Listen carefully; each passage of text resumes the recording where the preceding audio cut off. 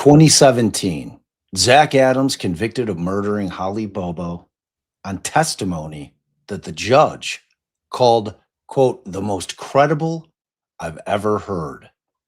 Well, we're listening to that witness from the 2017 trial, and we're about to get into his cross-examination right now.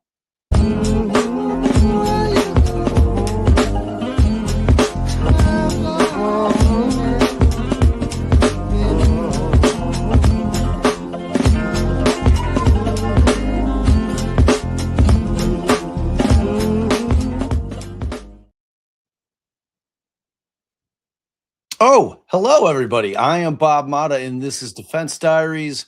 Welcome back. And as always, I am joined by my beautiful and brilliant co-host, Allie. What is up, girl? Hey, babe. Hey, all. So we're back at it. We took a little break there. We had stuff going on this weekend, but I'm excited to get back to the Zach Adams trial from 2017. We had left off with the direct examination of star material witness Jason Autry. And, oh, what a tale he wove, huh? And once we get through with his testimony, we're going to play his recantation. Did you get that? I mean, You were supposed to. Dana said we could use it. Well, did she send it to you? What do you mean? Oh, Lord. I think we just go to the No. trial and error podcast thing. No. You think the whole unedited recantation's there? Huh? Yeah, I think so. It's on YouTube, Matt Falk says. There you go. The Somebody unedited thing is on YouTube? All right. Yes, it Okay, is. so Cat says yes, it is. Thank you, Cat. Thank you, Mav. all right. So I will not have the boost on. We've decided it sounds better without the boost. Yeah, we don't need it. And it looks like this is going to take the rest of the day. We don't need no stinking badges. They might still be going in day 5 for all I know. I mean, let's find out. You know, I'm anxious to see this cross.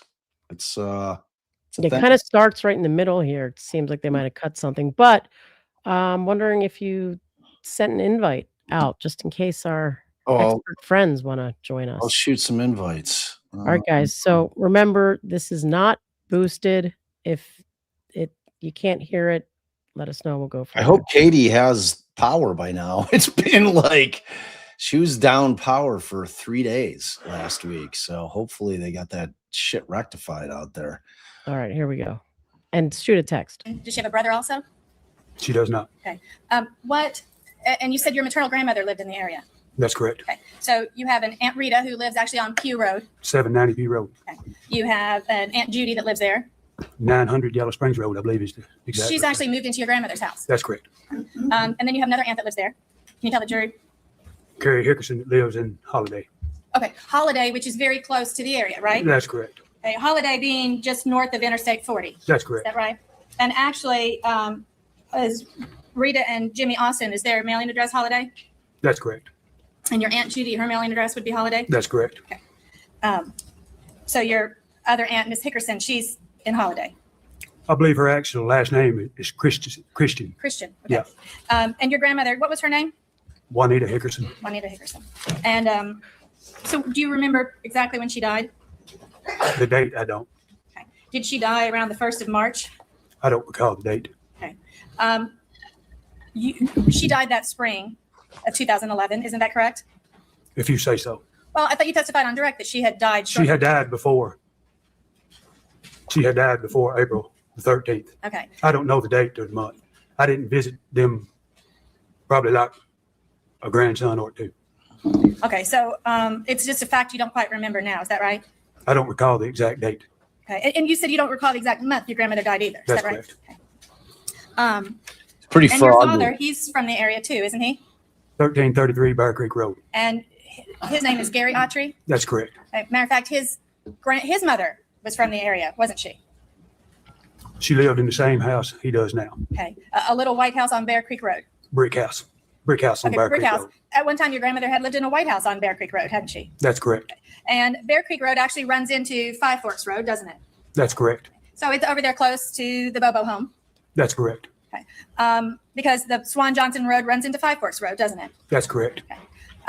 And your father's mother, her name is Sudie Autry. That's correct. Okay. And Sudie Autry's sister happens to be Ruby Bobo, doesn't she? That's half sister. Half sister. Half sister is Ruby Bobo. That's correct. Okay. And Ruby Bobo happens to be Dana Bobo's mother. That's correct. Okay. And when you were a kid, you spent a lot of time with your grandmother, Sudie Autry, didn't you? That's correct. And at one point, your mom and dad lived in that little white house that she had moved out of on Bear Creek Road. No. Yeah, you're right. You're right. They lived there and in a trailer there on the place. Okay, because they had split up when you were still pretty young, right? Real young. Okay. So I'd like to go back through your version of events that day. You say the night before, you spent the night at Angela Smith Scott's house. I believe I testified to that, yes. Okay. And you started driving down that morning. You said, what time did you begin to, do you remember what time you made your first phone call that day? To Mr. Adams. No, just the first phone call. You were so clear about your times that you were making phone calls. Do you remember what time you made your first phone call that morning? I believe I made my first phone call to Mr. Adams. I believe. Okay. And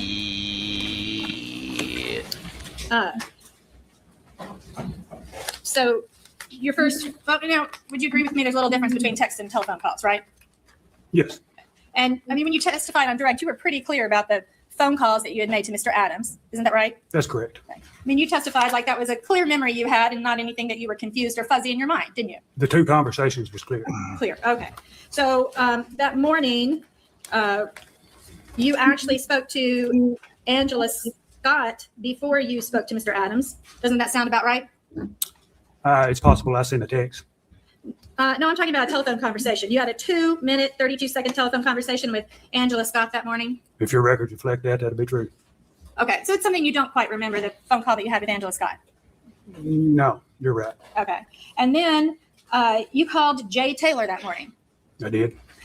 You called Jay Taylor before you called Zach Adams, didn't you? If your records show that, that's true. And Jay Taylor's one of the guys you said you did cattle work for, isn't that right? Construction. I'm sorry, construction work for Jay Taylor. That's correct. And when you said that you had jobs that weren't government jobs, does that mean they were jobs that you weren't paying taxes on? That's correct. Okay. You didn't mean that you were actually working for the government. That's correct. You just kind of got paid here and there. Was it usually cash or checks? Contract labor. Okay. And you didn't get any kind of 1099 on that contract labor, did you? I paid no taxes. Okay. Of course, you're aware you're supposed to be paying taxes, aren't you? I suspect so. What a fucking weekly little and so that morning, liar, dude. You also sent you had some text messages going on. You texted, the first time you texted Angela Scott, it was at 6:50 in the morning. Does that sound about right? If your records show that. Okay. And then you texted her a second time at 6:51 in the morning? If your records show that. Okay. And then she texted you back at scratch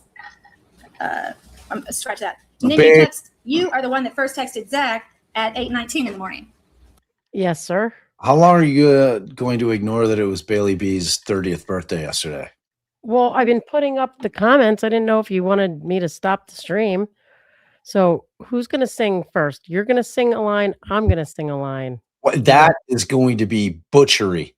That is going to be an absolute nightmare. We'll try it your way, though. No, let's do it. So you want me to do a line and then No. We're just going to try again. Okay, I'm going to not listen to you, actually. There you go. There you go. Okay, so wait. So I'm going to On start. a count of 3, I'll do a 3 count. I'll do 1. Wait. 3, go. Right? So it's on go. Yeah. Well, I'm not going to say it. I'm going to do I get it. Okay. Happy. Oh, What the fuck? I didn't even do the thing. I thought All that right. was the thing. No, I was showing you what the thing is. All right, ready? Happy birthday to ya. Yeah. Happy birthday to ya. Yeah. Happy birthday. Happy birthday to ya. Yeah. Happy birthday to ya. Yeah. Happy birthday. Happy birthday, Bailey. The big 3-0. I'd kill to be 30 again. I venture to guess that was Oh. awful. No, it sounded spot on to me, but like, did that sound good? No, I think we were out of sync. I think we were right on. Let's To see. me, it sounded like we were right on sync. I don't know. Call me crazy. All right. Sorry, but we had to give some love to one of our ride or dies Yes. after the trial. All right. So you made the first contact with him, is that right? I believe that's what I testified to. Okay. But the first contact you had with him was not a telephone call, it was a text message, wasn't it? If your records reflect that, that's Okay. true. So that's a fact that you don't remember quite so clearly. I was reaching to establish contact. Okay. I don't think the state asked every call that I made that day. She asked, she was precise in Okay. what she asked. And explain to me again why you were going to make contact with Zach Adams. I was looking to purchase a morphine pill. Okay. So why didn't you then just contact him at 6:50 in the morning? As I testified, I went down in the river bottom to give everybody time to wake up and get to moving. But if you really wanted some morphine that morning, why didn't you just go ahead and call him? He might have been awake, right? I guess it's possible, but that's how it played out.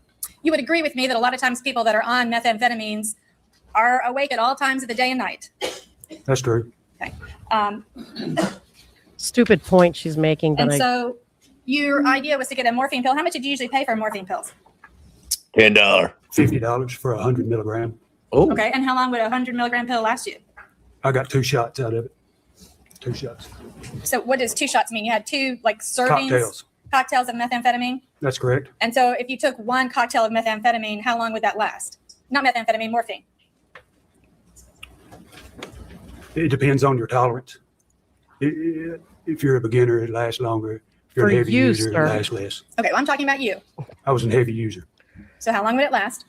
The intensity, probably an hour, Okay, and then, maybe less.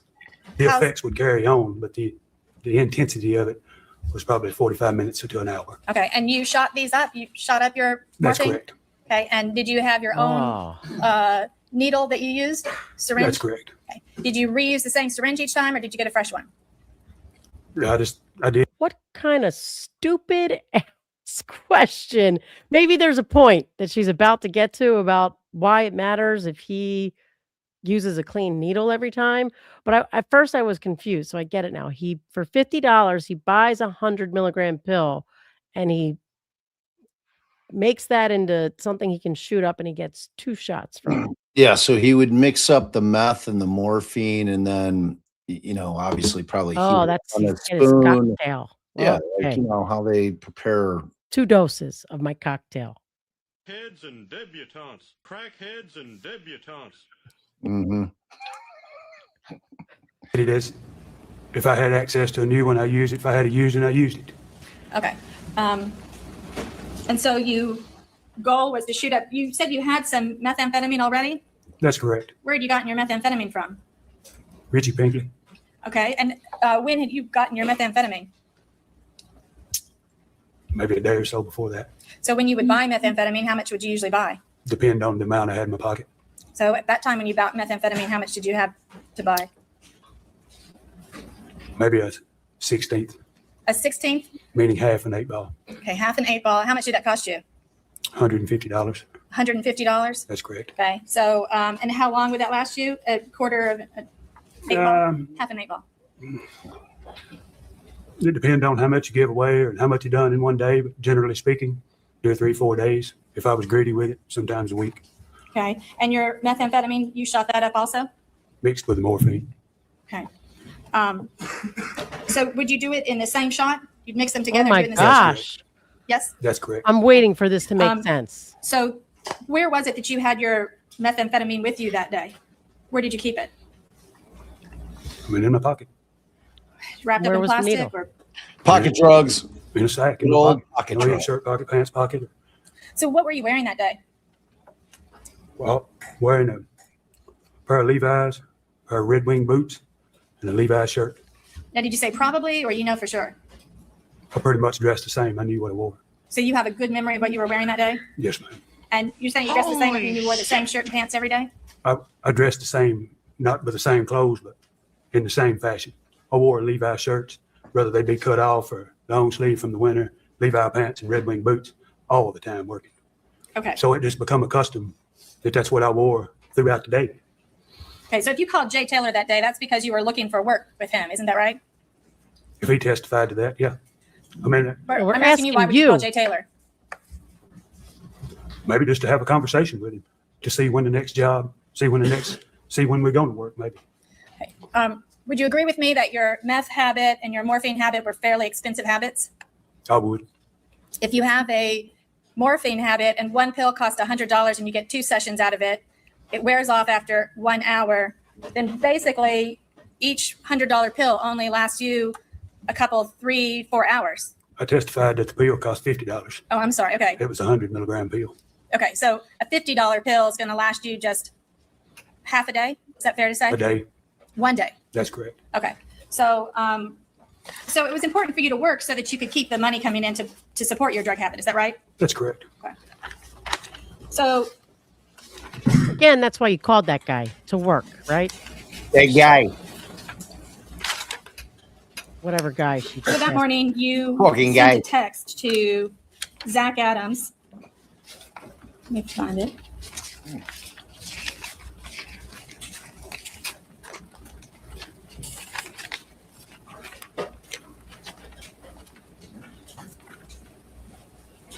Right? At 8:19, and then you texted him again at 8. You texted Angela Scott at 8:30, and right after that, you got a text back from Zach Adams. She's That right? asking a question. Allow him to answer. Is that right? Does that sound right to you? If your records reflect that, that's true. Okay. And so at 8:37, Zach Adams texted you back. Does that sound right to you? If your records reflect that. And then you texted Zach Adams at 8:38. Does that sound right? If your records reflect that. So she's literally getting no evidence in right now. Literally getting no evidence in. He's saying if your records reflect that, the records aren't going in. So as a matter of like legal, procedure here, she's getting no evidence in. So I don't know why she's not showing, letting him look at the records to say, okay, if you don't recall, you can confirm with the records. So he just says, yes, the records show that. That's right. Instead of if these records that no one's seeing, I mean, I don't know, maybe they come in another time. But I doubt it. Okay.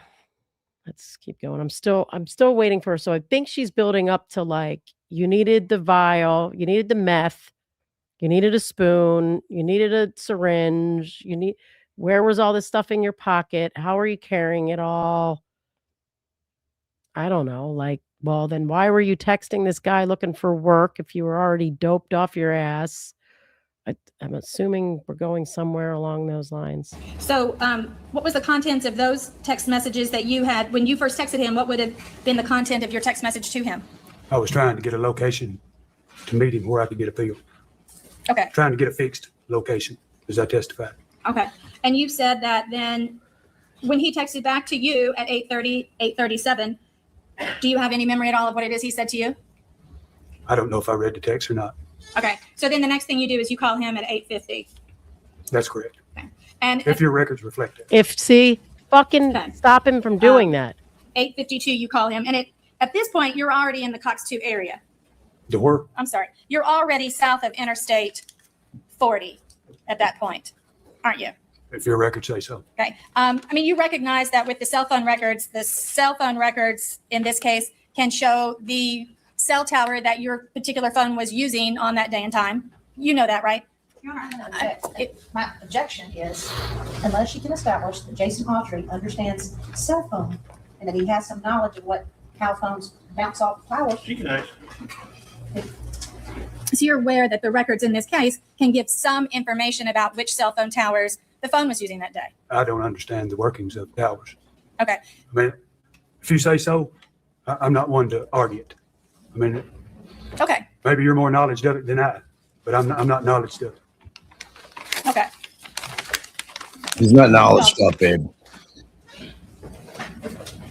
So that morning you were also communicating a lot with your girlfriend, Angela Scott.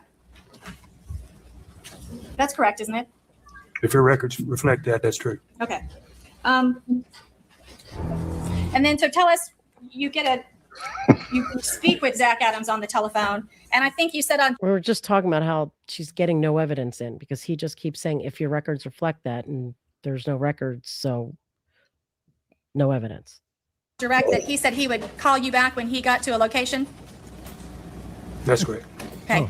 Do you remember Look, his he exact looked at words that he the said? He said that he needed to see me. So you called him, and What did you tell him when you called him? I called him trying to establish a buy on morphine and figure out where they was. Okay, so tell me. And he told me that they were busy at the moment, that he would call me back. I believe is what I testified. He said he would call you back. Text back, I mean, you know, Okay. you said that there was a volley of texts. But it's clear in your mind that there was a telephone conversation between the two of you. That's And correct. You said, I need to see you. That's correct. And he said he would telephone you back. That's correct. I That just- they were busy. Okay, he was busy. He That telephoned he you back. needed to see me. He needed to see you. That's correct. Okay. And then you called him back again. If that was at 8:40, you called him. That was at 8:52. You called him. Your Honor, I'm going to object. If that's the question, then ask the question instead of just making a statement. That was at 8:42. He hasn't answered whether he knows the time. She's reading records. Reframe your question. Um, Rephrase, I'm sorry. so the next phone record shows that Mr. Adams called you at 8:53 Reframe that morning. your quick. He reached voicemail. Does that sound right to you? You big dummy. He looked over to the state. Okay. Then the records reflect, would you agree with me that the next phone call is you to Mr. Adams at 8:55 a.m.? If your records reflect Yes. that. Okay. Oh, now, he is that said the yes. phone call that you're saying he called you? Okay, what happened in the second phone call then that when you Maybe called the him? voicemail picked up and I dialed right back. Okay. Possibly that. Okay, and so what happened in the second phone call that you had that morning at 8:55? That's when they told me they were at Cousins, meaning 30 Yellow Springs Road. Okay. Did he say anything else besides he was at Cousins? Said he needed to see me. Again, he said he needed to see you. That's correct. And I headed that direction. okay. So it's your testimony then that after 8:55 you headed that direction. Do you remember where you were when you had that conversation with Mr. Adams?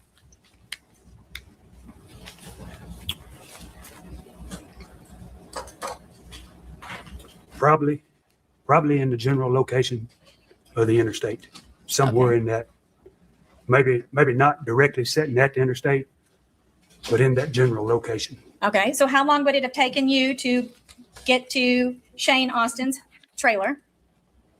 I'm not directly sure. I mean, precisely the minute, Or you know, can 10, 15 minutes maybe, Okay, 10 to 15 minutes. maybe. You've driven it before. That's correct, but this is 6 years ago. Right, but you have a good memory of a lot of things that happened in this case. That's correct. And there were many times that you went to Shane Austin's trailer. That's correct. And many times you went there from your mother's house That's correct. and from Angela Scott's house. That's correct. So once you get to the interstate, you can guesstimate how long it would take you to get from, and when you say the interstate, you're talking about 641 and I-40. Well, Isn't that right? I was coming from Birdsong. So you I had, come down Birdsong Road. Look, he's like, I know this time must not work, so I'm gonna say some Weasley shit. Yeah, don't talk about how I stopped for some French fried taters because I like the way you talk. Coming that direction. explain that to me then. Where would you have been in Birdsong Road? As I testified around 8 o'clock of making a call at Palmer Tool and I got on Birdsong Road and proceeded south over to what you said was Coxburg Road. Okay, so where would you have been at this wildlife refuge? Where is it? That's in Camden. Okay. Is it on the river? It is. Okay. And so it's north of Interstate 40. It is. Is it directly up 641? It's off Highway 70. I believe it's west going into New Johnsonville. Okay.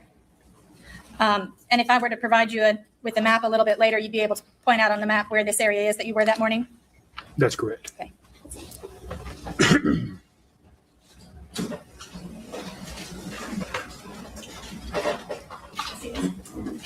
And then you said you traveled down Birdsong. So tell me, how is it that then you went over? What route would you have taken to get from the wildlife refuge to Shane Austin's trailer? If you leave the refuge, you'd have to get on 70 East to turn by Palmer Tool and Die, that's not Birdsong Road right there. That's a cut through over to Birdsong Road. Birdsong Road runs south from Benton County to Decatur County. Okay. So where's Palmer Tool and Die? It's on 70. Okay. And is it at the intersection of another highway? It's not. Okay. It's an intersection of, there's a road beside of it Okay. that cuts through the Birdsong Road. Okay. So you would have cut through there, and then where would you have gone next?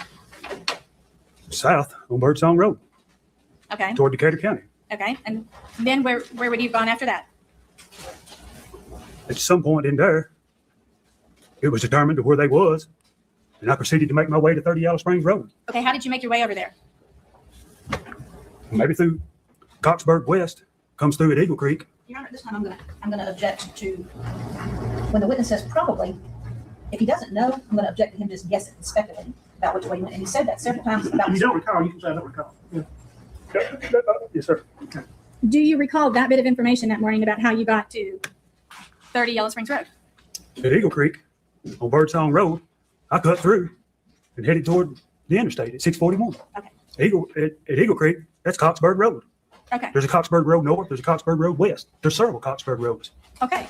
So you cut through and you got on 6. I thought he said he doesn't know road names. I just know how to get places. Oh, yeah, look, man. Just give me some of those French fried taters, all right? That's all it is. I'll give a shit about. Come on. 41. And then from 641, how did you go? Coxburg Road comes over to, is it McElwain Road, I believe. McElwain Road runs into 641. 641 crosses the interstate bridge to where, I can't think of the name of the road. It comes out beside my grandmother's. Hohammer Road, it may be. Hohammer Road comes out. Yellow Springs Road, take a right. 30 Yellow Springs is 1 mile away. That's the route. Okay, very good. And so do you have an estimate of what time you reached Shane Austin's trailer? After 9. After 9 o'clock. Okay. So when you got there, you said you see the white Nissan pickup truck parked down by the trailer. That's correct. And you said there's a gate there. I'm assuming the gate is closed because they have a dead body on the other side? The gate was open. The gate was open. Okay. You have a specific memory of that? I mean, the gate was open. Okay. I mean, And so you go in, what do you do next? I pull up behind the white Nissan 4x4, step out. I view a fire burning, large fire. Dylan Adams standing at the door without a shirt on. Shane Austin running around hollering, y'all need to hurry up and get the goddamn hell out of here. We got to. I don't want you to say any hearsay. She asked a question. No, I didn't. I didn't say ask what people said. I said, what did you do next? Described in the scene. He can't go into hearsay. Okay, so, and you said, describe this burn barrel to me. Describe the burn barrel.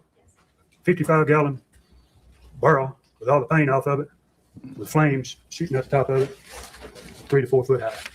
Flames are 3 to 4 feet high? With a strong smell of fuel and the components of meth burning in the air. Okay. So what do you do next? I purchased the pill. And who did you purchase the pill from? Shane Austin, And how much did Shane Austin charge you for the pill? $50. So what did you do what did you say to Shane Austin to purchase the pill? I'm here. Can I buy a pill? Can I get the pill? I'm ready to get high. And did you know for sure he would have one? I did. How did you know he would have one? In the conversations that we had With Zach? with Zach, and I may have even had some conversations through texting back and forth with him. So you think that I maybe, knew they were together. right. Is what I'm getting at. So you have a memory of texting Shane Austin that morning about pills.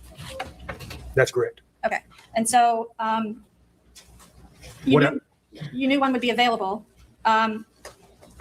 Once I was told that they were at Cuz's house, I mean, Now you this noticed, is self-explanatory. okay, you noticed the body in the back of the truck right when you pulled up. Isn't that right? That's incorrect. So you didn't notice that there was a body in the back of the truck. I purchased the pill and went and got high Okay. and then come back and ask Mr. Adams what he needed assistance with. At that time, he said, burying this body. And I told him, I said, God damn, I ain't know about little Joe. And he said, Jason, it's not JoJo, it's Holly Bobo. Okay, I'd like to pass up a piece of blank paper to you. Can you please sketch for me what it would have looked like that day? I can get you What what the scene looked like that day, where the trailer was, where the car, let me get you some of that. Where the Nissan truck was, where the burn barrel was. You want my view from the road. Yes, what you see when you pull up from the driveway Do you want this in great detail or just Well, a sketch? yes, I'd like it in enough detail that it includes where the burn barrel is, where the gate is, where the cars are. Wait a minute. Let me. The trailer, burn barrel. Truck. What else? Where's Gate. your car? Gate. Gate, yes. PT. Yes, your PT Cruiser. Where's your PT Cruiser? What else do you want to know? Well, where's the front door to the trailer? All right. Let me get caught up right here.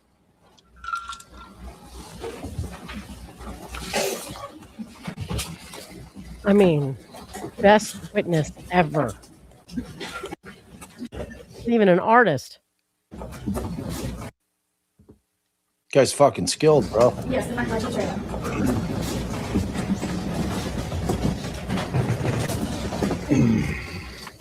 Trailer, burn barrel, gate, PT, 30 Yellow Springs Road, burn barrel.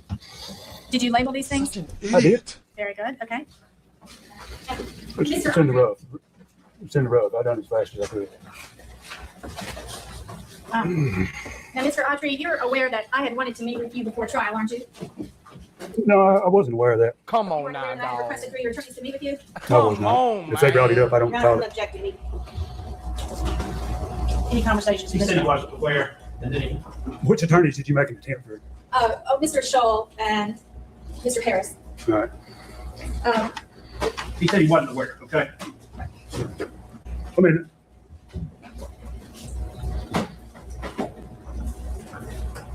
forget my old artwork. Okay, so here's the road, Yellow Springs Road right here. That's correct. And then here's the gate that blocks the driveway. That was open. Okay. Here's where you parked your PT Cruiser is the last That's part correct. in. And then here's where the pickup truck is. Generally, that's correct. So the pickup truck would have been somewhat sideways to you, is that right? If I you're guess. parked behind it and if the road's turning, you're almost looking at the pickup truck from an angle, not from straight behind it. Yeah, Okay. Is this little round circle right here is the burn barrel? that's correct. And then this is the trailer and the front door? That's correct. Okay, so when you go to shoot up, you're going to mix up the morphine. How do you mix up the morphine in order to shoot it up? You crush it.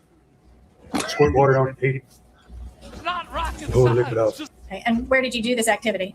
In front of the PT Cruiser, in the driver's side seat. That PT Cruiser belongs to your mother, is that right? I believe it's registered to Stephen DePriest, Okay. titled to Stephen DePriest, Okay.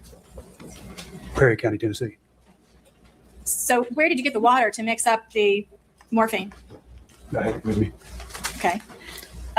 Mix up the morphine, and then how long do you have to cook it? I had it with me. 30 seconds. Okay. You just heat it in a metal spoon. It releases whatever, I don't know the chemical, how it releases, but once it comes to a boil, you throw the cotton on it and you can pull the fluid off. Say The morphine becomes liquid. It's not The rocket cotton science. screens away the buffering or whatever's in the, So you had your cotton, Okay. you had your And spoon, then you put it in you the had your syringe? water, you had a you syringe. use a syringe to pull it with. Okay. You pull it in the same syringe you're going to use. Okay. Did you have an arm that you usually use to shoot up the morphine with? The idea, Which arm? right arm. Okay. So you said it makes 2 shots worth. So does that mean you just use half of the syringe at that time? I used half of the peel. Right. Okay. Come on. So you have the other half still left for later. That's correct. So how long do you sit in your car now once you've had, you've injected the morphine? The entire process, less than 10 minutes. Do you cook the morphine and the meth together in the spoon? You do not. So you load the morphine into the syringe and Just then, either way you want to, either way you can go either one. There's no scientific method about which way it needs to go first. Or, I mean, you can either way you want to do it. so then do you remember that day which one you did first? I do not. Okay. My goal was to get it in the arm.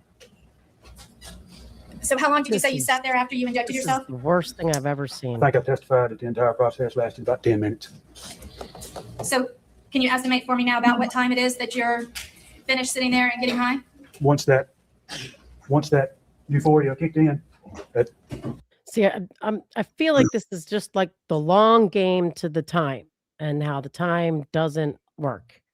Like the Welcome to Getting High with Jason Autry, starring Jason Autry, and Jennifer Thompson.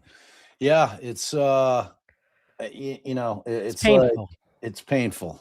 It's ineffective because the jury's sitting here like, What the fuck is happening? By What the the time fuck they is going realize on? what's happening, they've forgotten everything he said. So they have no Right. idea why it's being asked. right. I mean, like, were you high as fuck? And how long were you high as fuck, bro? Okay. Okay, here we go. Okay. Okay. You could probably say that my track of time was affected, altered. So you're saying that these drugs affect your mind and your thinking. Yeah. So you get back out of your car. What's the next thing you do or say? I get out of the car, the PT Cruiser. Zach standing at the door. Who's standing at the door? Zach is standing at the door of Nissan 4x4. I asked him what he needed my assistance in. I didn't hear that. I asked him what he needed my assistance in Okay. And what did he respond? to bury the body. Okay. Is that when you notice that there's a body in the back of the truck? That's correct. Okay. What is that body? You said it's wrapped up in something. What's the body wrapped up in? A multicolored, maybe like an old farm handmade quilt. Okay. Do you remember what colors it is? Multicolored. Okay. There was multiple colors. Is there one color that was predominant over the others?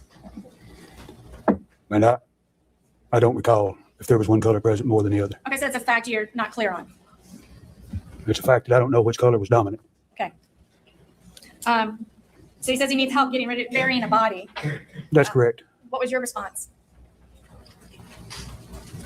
Let's I made a go. statement that I hated little JoJo had been killed. Okay. So you just jumped to the assumption that this is little JoJo. Prior to that, it was being discussed. Well, but you jumped to the assumption because he didn't say it was little JoJo that he needed help burying. He did not say that. He said he needed help burying the body. Okay. Burying the body. And how did you reply? I said, damn, I hate that little JoJo got killed. Okay. And he responded, It's not JoJo, Jason, it's Holly Bobo. okay. And then what was your follow-up response? I said, I agreed. And I said, we're going to have to leave here because I don't want Shane or Dylan knowing that I'm involved. Okay. So you said, I thought at some point you said, who's Holly Bobo? That was on the ride back from the river when I asked how she got who. Okay. So there's a person, a female in the back of the car. He says, I need help burying this body. You are all in at that point. You're like, okay, I don't want Shane and Dylan to know I'm involved, but I'm all up for helping you bury the body of an unknown female to me. That's correct. Okay. And so do you whisper to him, meet me up at the church? Talking like I'm talking here. How do you keep Shane and Dylan from knowing what you were doing? They were not. Dylan was inside the house. He never came out. Shane was throwing shit in the barrel. He was Okay. over here. So at that point, you get in your car and you, I tell him that I want to take the car to Yellow Springs Church. At that time, I parked at Yellow Springs Church. okay, When I got out of the car, walked out to the road, he was pulling out of the driveway, heading my direction. okay. And so and Yellow Springs Church is just a very short distance from Shane's trailer, isn't it? Less than a mile. But now when you park at Yellow Springs Church, because the church is on a hill and there's all those built-in tables around it, you can't park in the back where no one can see the car, can you? I parked right beside the pavilion. But it's clear, and Yellow Springs Church actually sits on a corner, doesn't it? The car was in plain view. Plain view, right there. Excuse Okay. me. So you park the car there. How further behind you is Zach Adams? When I got out of the car and walked to the road, he was pulling out of 30 Yellow Springs Road coming this way, Okay. coming toward Yellow Springs Church. So you could see all the way down the road, see him coming. From the church, you can see the driveway Okay. So during the fall when the leaves is off. Okay. You can see a vehicle down there. Okay. So he comes up. Does he even pull into the driveway, or are you just standing on the road and get in? I'm at the road. Okay. You get in the truck. I'm assuming it's an extended cab, right? Front seat, back seat. Nissan 4x4 extended cab, white in color, And so you get in the passenger side. passenger side. Okay. You say that's when you notice that there's a gun riding around on the floor? In the floorboard on the driver's side. At some point, did you think it was dangerous riding with a gun floating around on the floorboard? In my line of life, it's quite common. Okay. So you all start heading, and you're going to go bury this body. Is there any talk at all before he pulls out? Because he doesn't even pause at the church. You're in the road. He stops. You get in. You don't even sit and park and discuss anything for a minute, do you? You start driving. Yeah, you're correct. Okay. And you've got a body in the back, just wrapped up in a quilt. Holly Bobo is what he said. Yes. So you start driving and you're headed towards the river. Not in the beginning. Okay. I raised the question that there were no shovels or pickaxes. When I looked in, I seen nothing to dig with.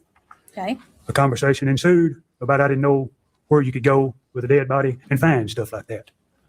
What about Shane's house? Shane's trailer. What about it? Did you try to get a shovel or pickaxe at Shane's trailer? I did not. Did you consider at that time sending Zach back to go get a shovel and pickaxe at Shane's trailer? I don't. No, I did not. Okay. So I'd like to look at the route. I have some maps that I've got.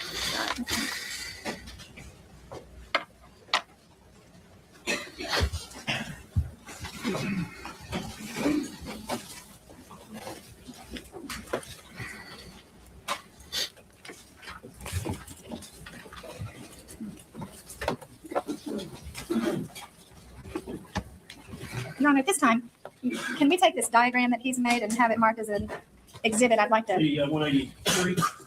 have it admitted.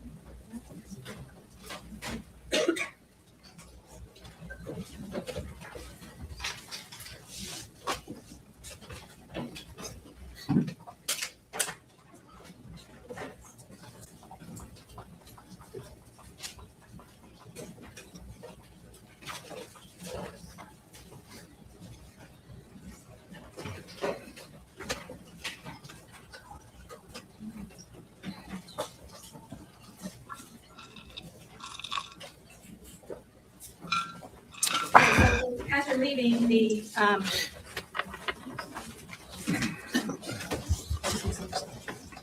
no, these are similar locations. Yeah, I printed a lot of maps because I didn't know which version it was in. it's definitely not going in February. So,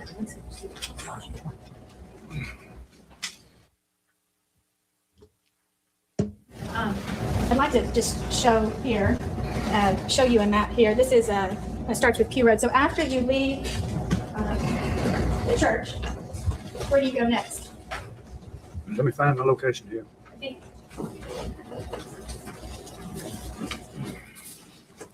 don't think the church is going to be on there. Do you want me to trail that with the pen Sure, that you gave me sure, yes. to the best of my ability?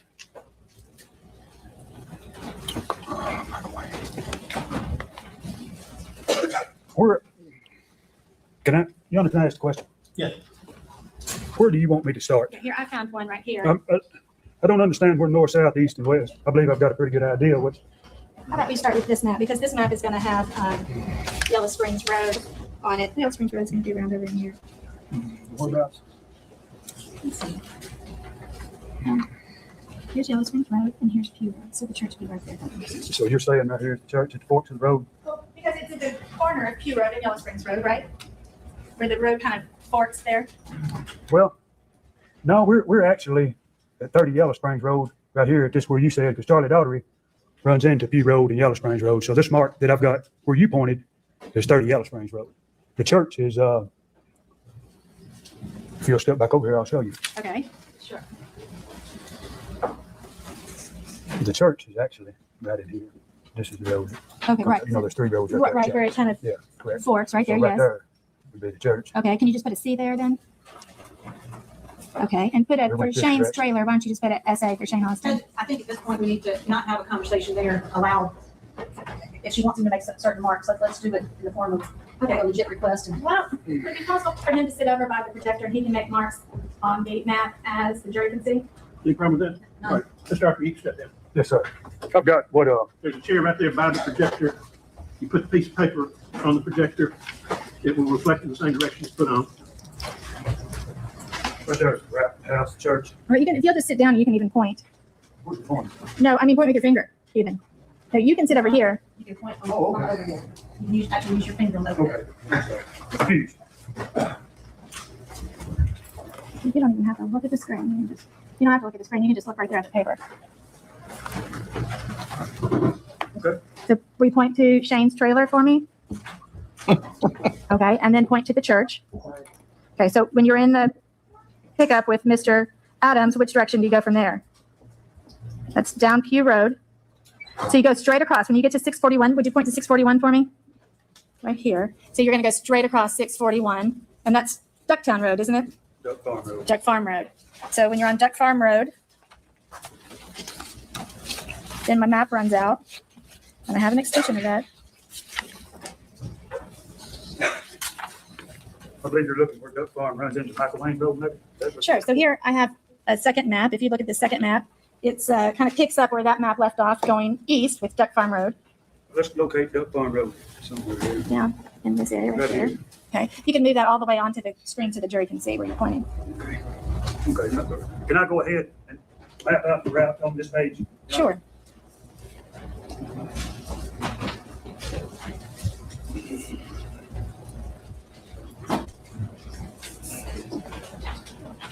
What is,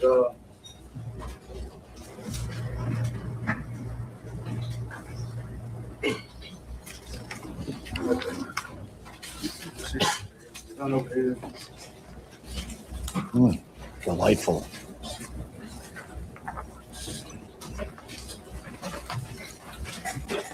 So now you're at Sugar Tree. Well, right here, we take this way here, this being the center of Sugar Tree where the roads, where the three roads connect, right? Yes. That's what you're saying? Yes. Okay. We head this way.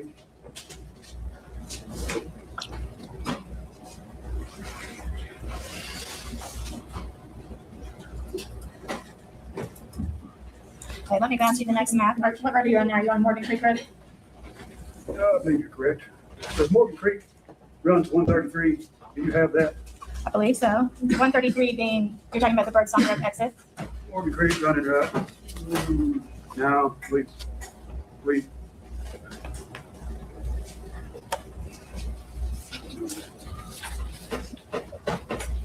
this is,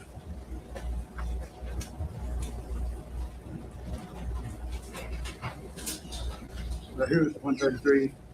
I'm assuming this is traveling in to our destination. Okay, so now, can you start with the first sheet on the bottom? And then, Sorry, we've already gone over this one, you're on Duck Creek Road, so now let's start with, we're right here. yes, you just right there, and if you'll just show the jury where you were on Duck Creek Road, if you'll point down here, you just, I just look down here, These areas reflect the route.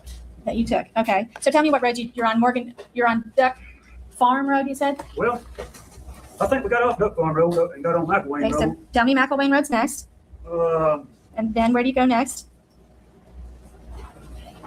Let's see here. We come to Sugar Tree, take a left. We go over Morgan Creek Road, over to Birdsong Road. Okay, and then let's see the next sheet of paper, because, This is, Morgan Creek runs into Birdsong runs into 133, which is the interstate region. okay, This been the location of the murder, this been the Tennessee River. okay. There's no absence of your maps, just details of the gravel roads. Okay, so, This been the sloughs that I'm talking about with the rock pile right here. so I'll pass you this, because this is a satellite image, It's probably a little bit. and so it can, you can see the, it's Ward Hill Road that you turn on to get over to the river, right? Well, you see this road right here? Yes, that's Ward Hill Road, isn't that right? I don't know. According to this map, it's not. You see right here is Royal Hill Road on this map. So right here on this map is Royal Hill Road, according to what you got. Would you agree with me that right around in this area on Ward Hill Road, there's a big gate and a road that goes off to the left-hand side? I would. And that gate is closed actually between November the 15th and March the 15th. They don't allow you to go down there in the wintertime, do they? That's correct. And so you have to turn there, you go left, And that's when you snake around through the water right there. You're going to go over this way, and then you meet up at this road right here, and you snake around, don't you? That's incorrect. It's 133, right there on the bridge, the gravel road, runs parallel with the road. It doesn't snake around off on Ward Road. You go to Ward Road, when you get to the bottom, take a right, I'm assuming. Right. This road right here runs all the way, this road right here runs all the way, parallel all the way up to 133. Ward Road, back up here, snakes off and goes to the boat down. Okay. So This is just you're really too far. You really should have turned down a little bit further if you wanted to be precise, in my opinion. okay, there's an even closer one. That's correct. Right here would be, this is Interstate 40, Tennessee River Bridge, where the races stood, looked down the street, where the truck pulled around, unloaded the body, where the shot went. Right here. Right. So in this area right here. They is all don't make it on that water. hero. Like, They say no, they say no, they don't talk about road, they say no, no. They don't know. I've never seen anything like it. Have I hurt you? Don't be silly. Acting! I've just never seen anything like this. Did you eat your little tangerine? It was delightful. Yes. It was explosively delicious and juicy. Mhm. Yeah. It's very teeny. Yeah. Very small. Look at these two. They're like co-counsel. What's they need to want they on that road over there, they don't they go to river. One of the big days of She's like, I got him now. That gate's closed in the winter. If I phone it on. You don't need to snake around. You just go right here. you said it's a slough, right? This area here is water This is the slough. slough, this is the slough with Tennessee River being right in here. And there's actually a small area, a small pipe that goes under the road right here. You can drive over Exactly between right. these two sloughs. That's right. Okay. And then if you go down further over here, there's more riprap over in this area, isn't there? This whole bank is underneath this green is riprap. Yes. And then, Even all the way around. yes, more riprap there. Yeah. And Even riprap over here from flood control in Washington. sure. And that's because the water levels there vary a lot. It can flood that area. And sometimes in the winter when they let the water down, the whole area is dry. Isn't that right? This is never, I've never seen this drought. But it's closed in the wintertime, You said from September to April. November November to March. November to March, I'm sorry. And then even if you go further on that little road right there, you go, here's where you're saying everything occurred. You can actually go further. You can actually get all the way to the deep part of the channel over here, can't you? That's correct. Right here is where I said we turned around, looked at the beach, and headed back this way. Right here is where the murder occurred. Okay. Right I here. still can't get over what Oh. it's doing right here. This is so crazy. Here's riprap, here's riprap. Right here's this. And this is all slough. Matter of fact, you can see some trees stumps sticking out over here, can't you? You're absolutely correct. Both sides. Both sides, tree stumps where it's been flooded and initially there had been trees. Is that right? Originally, there was a tag yard there. This is his route. Yes. Yes. This is the route they took. The And so murder this route. whole area has one road in, one road out. Would you agree with me on that? 100%. So it's and that road that we're looking at, this whole gravel road, it is a very narrow gravel road. It's not a Dude, so maybe at the end of this, she's going to say, so through this dirt, through this filth, through this screen, through those trees, through that window, like she's gonna just back it all up. And then we're all going to be like, So, what are those, like, kind of leafy looking things? Leaves. Oh, yeah. Yeah, that's Yeah, it. Leaves. What are they on? What are they on? What are the leaves on? What's that called? Oh boy. Trees. Trees.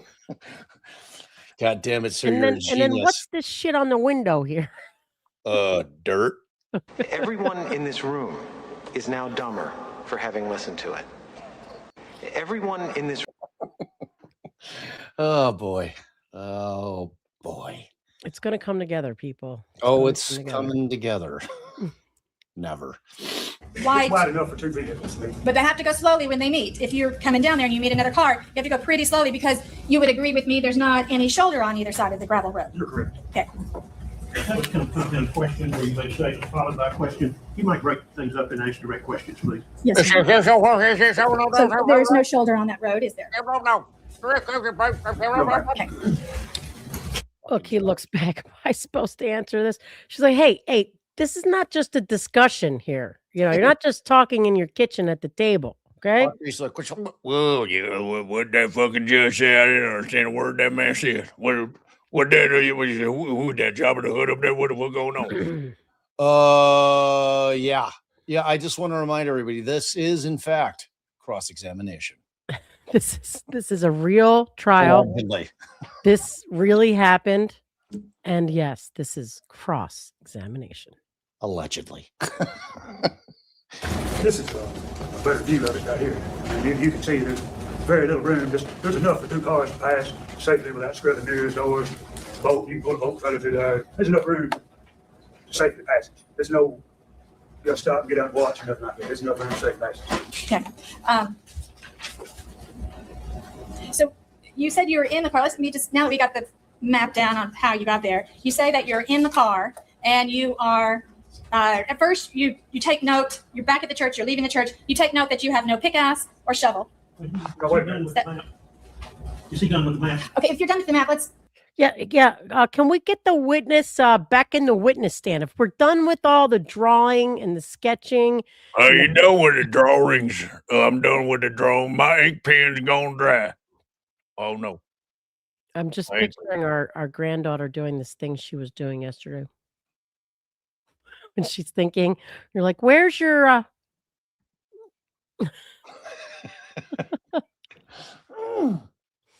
I'm thinking.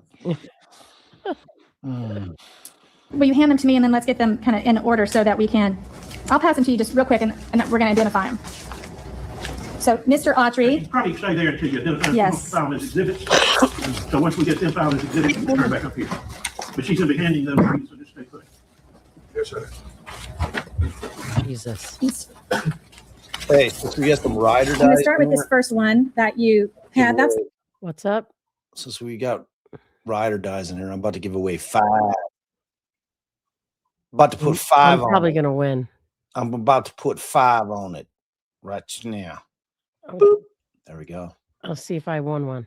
Oh, I'm not in there. You ain't winning shit, girl. Yeah, but I am in here because I'm on my phone. Look at that. Look at that. Boop. All right. New members. Oh, family hug. Love you. Oh, I didn't get one. I'm really upset about this. Well, I'll give you a hug later, babe. All right, she's gonna figure out these exhibits. the one with Shane's trailer on it. So can Would you help just me? mark that as a number 1 and put your initials on it? Okay. Then the second map is the one that goes across Duck Farm Road. Yes, sir. Yes, please. Okay. The third one is the one that goes from Duck Farm Road or Sugar Tree to the lake. Then we have our satellite pictures.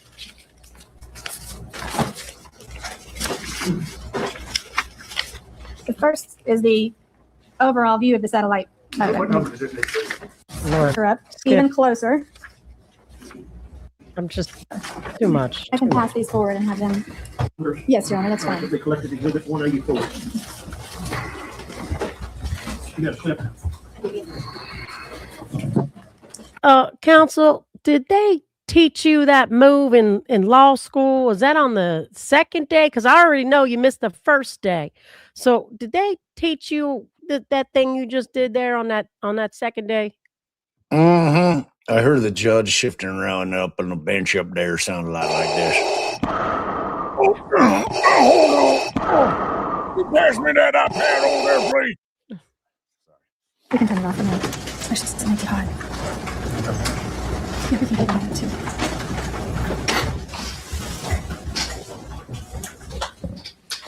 Now, Mr. Autry, would you agree with me that it takes a good 30 minutes to get from Shane Austin's trailer using the back roads to get over there to the river? No, I wouldn't agree to that. Would you agree it takes 25 minutes? You would have to factor in time and speed, and I mean, how fast was we going? I mean, I don't know. I would agree that the time span was 15 to 30 minutes. Okay, 15 to 30 minutes. I would agree to that. Okay, so we have you back at the Yellow Springs Church. It's the Yellow Springs Methodist Church. Is that correct? That's correct. Okay. So we have you there. You're driving away from there, and you're discussing the fact that there's no shovel and pickaxe. But Mr. Adams is driving. You haven't discussed yet where you're going? No, ma'am. Okay. I'm assuming your client had done figured that out So, under the assumption. but I thought it was your suggestion that you could gut a body and put it in the river to float. You're the one that came up with that idea. It was. It was not my idea to dig a hole or bury. Okay. So, was there discussion between the two of you that you were going to initially bury the body at the Tennessee River? That was the, no. No. Okay. What was the discussion initially? The question was, will you help me bury this body? There was Okay. no destination set, no place or nothing else.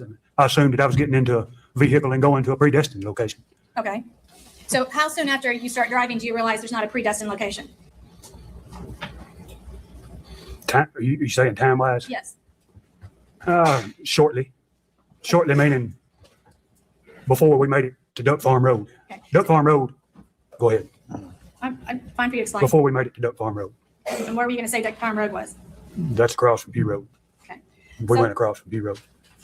So can you remember at the best of your memory what that conversation is like? Which conversation? That you have in the car with Mr. Adams and you say, where's the shovel?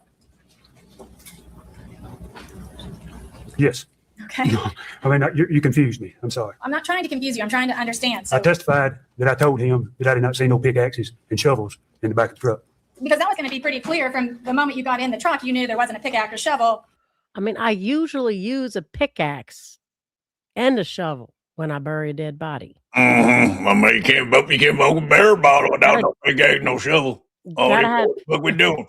All right, it's this motherfucker. Where we driving around? Where the fuck we going at? What you doing, man? predestined location.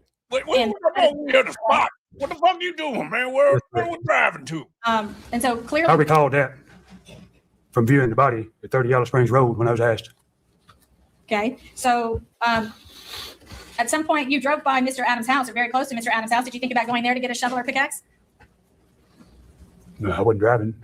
Did you make that suggestion? I did not. Okay. So before you get across 641 and the road name changes from Pugh Road to Duck Farm Road, what has been the conversation at that point that now you know you're not going to go bury the body? That was the conversation. I mean, that's a very short drive. Okay, so tell me the best of your memory what that conversation is. There's no pickaxe and shovel. I told Mr. Adams that I did not see a shovel and pickaxe in the back of the truck, and I did not know where we could go and get one. Okay. Well, there's a With dead a body. Dead in the body in the car. back of the truck. Okay. Oh, yeah. Well, what the fuck? You on my dick in one hand, man? I'm not What's sure. going on? Okay, so then what did you say next? I started telling him about the body at the river that I had seen in the past. So you're saying that in your That- past, Go ahead. you saw a dead body at the river. Right there where you said the bushes were that looked like they were flooded, Okay. floating. So when was that you saw a dead body there? Early 2000. Okay. Did you report that body to anybody? I did not. Did you ever hear in the news what happened with that body? Never did. Okay. I checked it, took all the money out of the pockets, and I just moved on my merry way. But I got so looking one to day fuck you- me a morphine pill up in there, you know, fucking. Where you took cooking Holly's up. body. Blast No, off. Where- Fuck, felt I good. meant you plural. Where you too took Holly's body. Happened to be a spot that 11 years earlier you had also seen a dead body there. That's correct. So when you had seen the dead body there before, the body was floating. That's correct. And clearly the turtles had not eaten that body by the time you saw it, had they? They were working it over. But there was enough of the body left from the turtles that you were able to see Determined. You're it correct. and determine it was a body.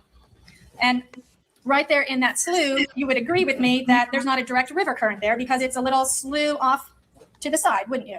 It's still water. Yeah. Still, So you wanted to put the dead body in still water where you damn well know it's just going to float and that it's going to take some time for the turtles to eat it, and it's got no access to the running water.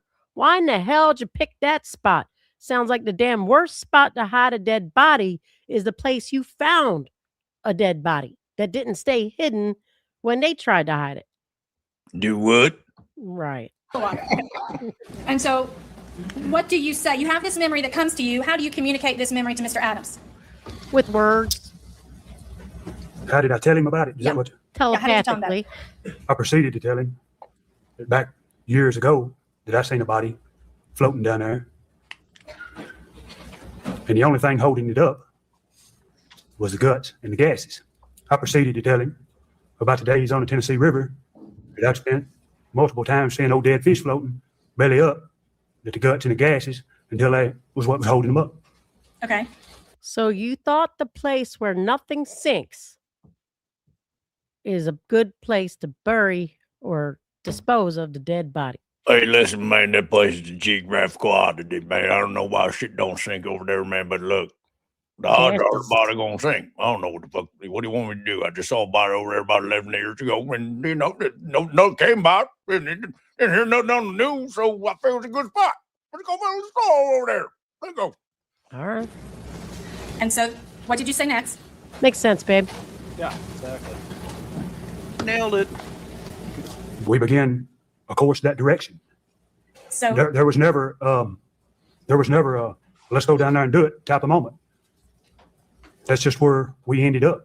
so he just naturally began to drive towards the river. I guess I can't read his mind, but He read I your assume mind. that he thought that was a good idea. So you have a conversation with him. You say, listen, back in 2000, I saw a body floating in the still water of this slough. And I've seen a lot of dead fish. The fish are dead. And the one thing I know about them is they all float to the surface That's correct. because of the gases in the inside of the fish. So my suggestion is we go put a body in the same spot. I never made no suggestion Okay. that we go. We just Okay. naturally But that Okay. was your inference, our way that sir. way. I mean, why'd you bring it up? And so when you get there, is there other conversation in the car as you're driving there? there he is. What's up, Pelican? We talk about what was that? The one road that you were Amy. Ward Road. Ward Road runs to Ward Road runs over to a boat ramp. Yes. We drove over there to James. make sure there was nothing over there. We come back. We were James, discussing just go current. not being Same seen, shit. making sure that quote unquote coast is clear. Here, let me show you another satellite photo. Do you want me to come over there? I'll show it to you. Am I getting in my Let's back take in my a king second spot here. where I hold court? We'll take I like holding court in that spot. Am I getting back in that spot? Your Honor, can I move back into my co-counsel spot? All right, please, you mind? I'm trying to make it more interesting. You're crushing it. That's all I can tell you. Crushing. That took place without any law enforcement there, but What? between the district attorney's office and Mr. Autry. And I would like to have copies of those notes, Your Honor, because Mr. Autry has given so few statements. The notes that the district attorney took are absolutely critical in this case because of the fact that they are material to me doing an effective cross-examination. Prior inconsistent statements is what we have to impeach Mr. Autry with. All right, I'm going to slow this down a second because this is some really significant legal argument. Oh, I hear a And- little dog squawking out there. Wait. Oh, boy. So It does sounds my- like it's being eaten by like a coyote or some shit. It's really going. It was a little punt dog. dog's really barking now. Yeah, our guy is ready to go out there, take care of some business. We'll go out there, take care of the business. He's echoing through your microphone and my microphone. Yeah. All right, let's see. So now I'm in the middle of cross-examination, Your Honor, and I'd like discovery that I didn't have. I recognize that many times the district attorney took are absolutely critical in this case because of the fact that Okay, the notes the district attorney took during interviews with Autry. That's what she's requesting. they are material to me doing an effective cross-examination. Prior inconsistent statements is what we have to impeach Mr. Autry with. I recognize that many times notes are considered to be the work product of the district attorney's office. However, there's actually case law that says in special cases, it is possible that they would be discoverable. I say that because the district attorney's office set this meeting up without law enforcement, because normally law enforcement would be there and would write up having the district attorney's office turn over their notes from that 3-day proffer session, then I would ask that those notes could be redacted in case there's any work product like impressions that they have of the witness or anything. But if not, I would ask that those notes be filed under seal and made part of the record so that on appeal, the Court of Criminal Appeals could determine whether or not those notes were in fact discoverable. Well, that's a hell yeah, Whether Your they're Honor. discoverable or not, We don't have notes. Okay, end of it. What in the fuck? Okay. You did a Hey, 3-day proffer, Hey, listen. and She it's don't not. have no notes. What do you want me to do about it? It's over. Move on. Let's go. Answer this question, madam. Let's go. Wow. Come on. Come on. Let's move it along. Got a game to watch here. Come on. I'd like to know, were there notes? You said there are no notes. Were there notes? And were those notes destroyed? And to be clear, we didn't take those. It's not like That's even more. Oh, We don't have notes. We didn't take them. oh, Lord. So he clears it up. He's like, just so you guys know, we didn't take any. And I would assume they're talking to every witness. It's just my feeling. Not if they don't want to be a witness, Your Honor. They need a prover there. That's why they usually have law enforcement. And they most assuredly, just so anyone knows, need to turn over notes of interviews with witnesses where that witness statements are being taken down. Not where they're just saying, oh, she holds up really good, looks good, a jury's going to believe her. No, but where they're taking notes of what the witness has said and it's not being provided in any other form. They either need to create a report or, they need to provide that information, period. I don't know if the jury is good. Hold on. Oh. Expert in the house. Oh. Hey! This time. Look, everyone. She's got power. Yeah. I have power, and I just took the first shower after the running water has started in my house. It wasn't a chore bath, like running water out of a shower. Wow, that must have felt glorious. And just in case anyone doesn't know, Dr. Katie Spirko is an expert on all things Holly Bobo and Zach. Can I even speak? Adams trial. And if you haven't listened to it, check out the Trial and Error podcast. So, Doctor, what the fuck is happening in this cross-examination? So we just got through where he was co-counsel going through the maps. We got through his description of how he carries his drugs, how he likes them. We all know how to do he prepares them. Yeah. He has his half of the 100 milligram in his pocket for later, but still needs to That's go my buy pocket drugs. drugs. I got my pocket drugs. Yeah, I gotta keep my pocket drugs in there. So then I move on, and then I do some other shit, and then I go bury the bodies with Zach, and then we drive around and I take Songbird Road. Yeah, it's like that whole thing. Yeah, and of course, you know that if anyone's engaging in crime, like going and buying drugs, and they know one of their multiple options for drugs is involved in a high profile murder and everyone around is looking for them and they have a dead body in their car, that's who he's going to go to buy his drugs from that afternoon when he has several other options. I don't see anything suspicious about that at all. Makes sense. All right, you guys are about to get really lucky because you're about to hang with these two brilliant gals while I go drive my daughter to her softball practice. I'll be back. Wait. Bye. Wait. Yeah. Drive her or It's stay right and be over part at of? No. Off. It's at the CrossFit. It's like the fitness, the getting ripped thing, whatever they're doing. Bye, babe. So before we resume, and I'm assuming she just requested the handwritten notes of their 3-day proffer. There are no notes. We took no notes. Move on. So is there anything you want to say before we move on? I'll not unless Not there are right any now. specific questions. Yeah, I'll jump in with you. Okay. There's always more to say, but yes. Okay.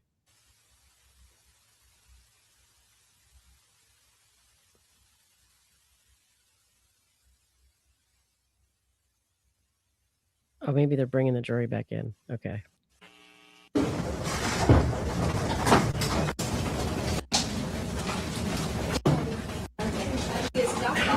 My daughter went off to school.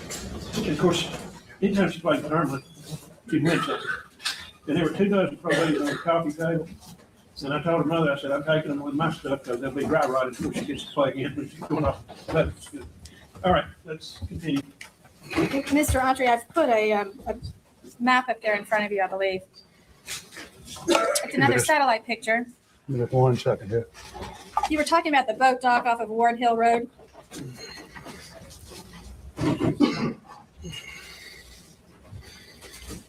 That's correct. All right, and do you see Ward Hill Road on that map? I do not.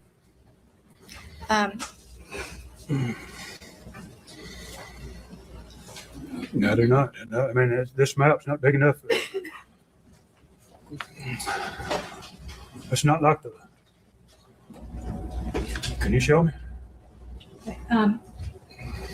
Well, I could, but I seem to have gotten the wrong map. Oh, wait, she found it. She found it. Is that Ward Hill? I thought that said that Stinson Holler. This map says Stinson Holler. Okay. Is that down where, do you see where the boat dock is that you were talking about? Is this right here where you're, is this what you're calling the boat dock right here? Well, I'm asking you if you see the boat dock where you were talking about. I can't testify that being the boat dock right there. You can't? Not on this map, I can't. I can't see a boat dock here. Okay, let me pass up another map. This is not a satellite picture, but this is a map with some roads labeled. See if up in that upper right corner you see a road marked for it. I do. Now, if you look at that map and compare it to the satellite picture, can you tell in the satellite picture where that same? If this is the location where the state or federal, whatever it is, boat ramp is, if this is it, then that's where it is. I mean, I cannot see a boat ramp here. Right, but do you see where a road is marked Ward Hill? I do. Okay. Now, when you look at the other map, on the other map, can you see where that same road is, but enlarged? It says Stinson Holler. Okay. Does it look like it's the same road there? Maybe. I don't know if this. Well, that's fine. I mean, you can identify it. That's fine. I will say this: it's in the general location, but the names is different. There's no boat dock visible. Okay, that's fine.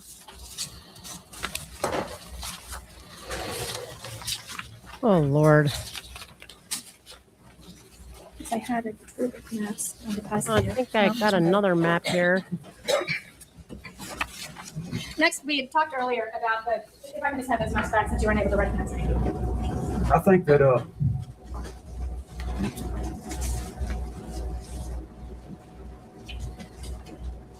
Let me just pass a map up to you. Now, I'm not familiar with this Camden Wildlife Refuge that you were talking about. Is it anywhere on that map?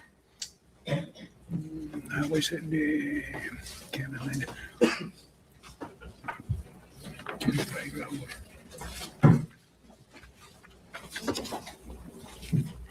I don't know if there's a juror awake.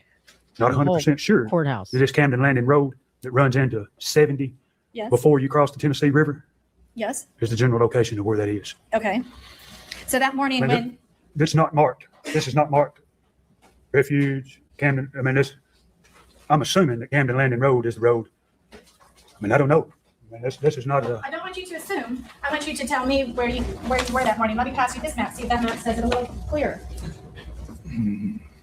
What up, DB?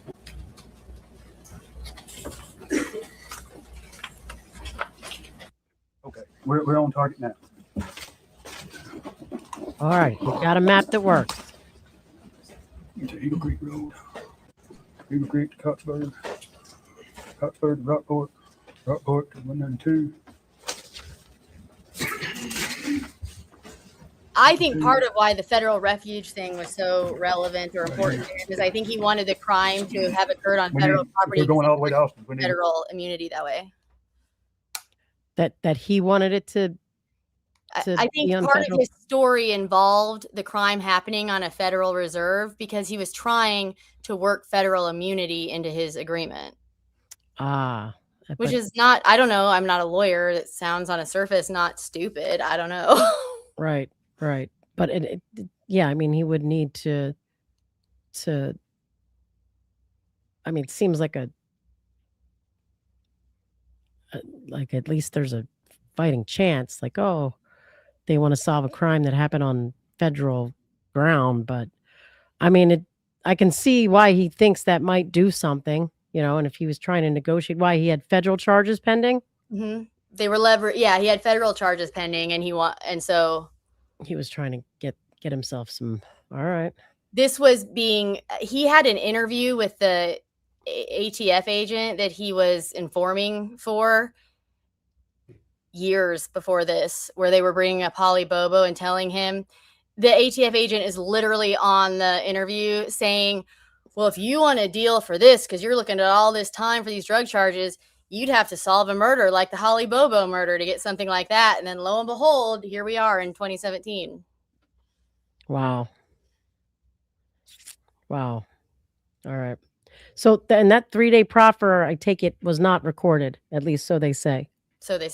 Just Right. like his whole No field notes. trip where he went with all of the law enforcement agents and the prosecution and went around town to this whole trip and under the river and all that. The several page IR that was written for that early February trip, Kathy Ferguson produced this IR that was written June 30th, including quotes and all of this, but there was nothing recorded, no notes taken. It's just, I guess she's got a photographic memory. Wow. Yeah, that would answer the question. Photographic memory.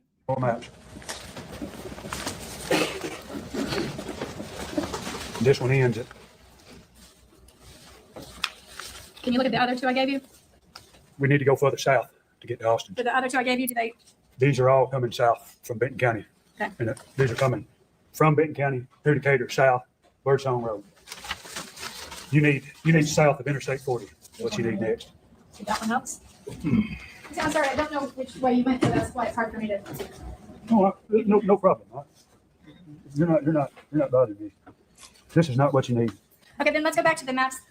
Did you retrace part of your steps that you did? I'm here. I've made my way from the refuge to North 40 right now. I need from North 40 to Shane Austin's house maps. Oh. That's north of all of this. Well, then let's get the exhibits that I put in already. 184 collected. Oh, I see where you are now. Yes, those are already in. So it's the 184 collected. It's the little maps, the sheets. We need Holehammer Road over the Yellow Springs Road. That's what we need. We need south of Interstate 40.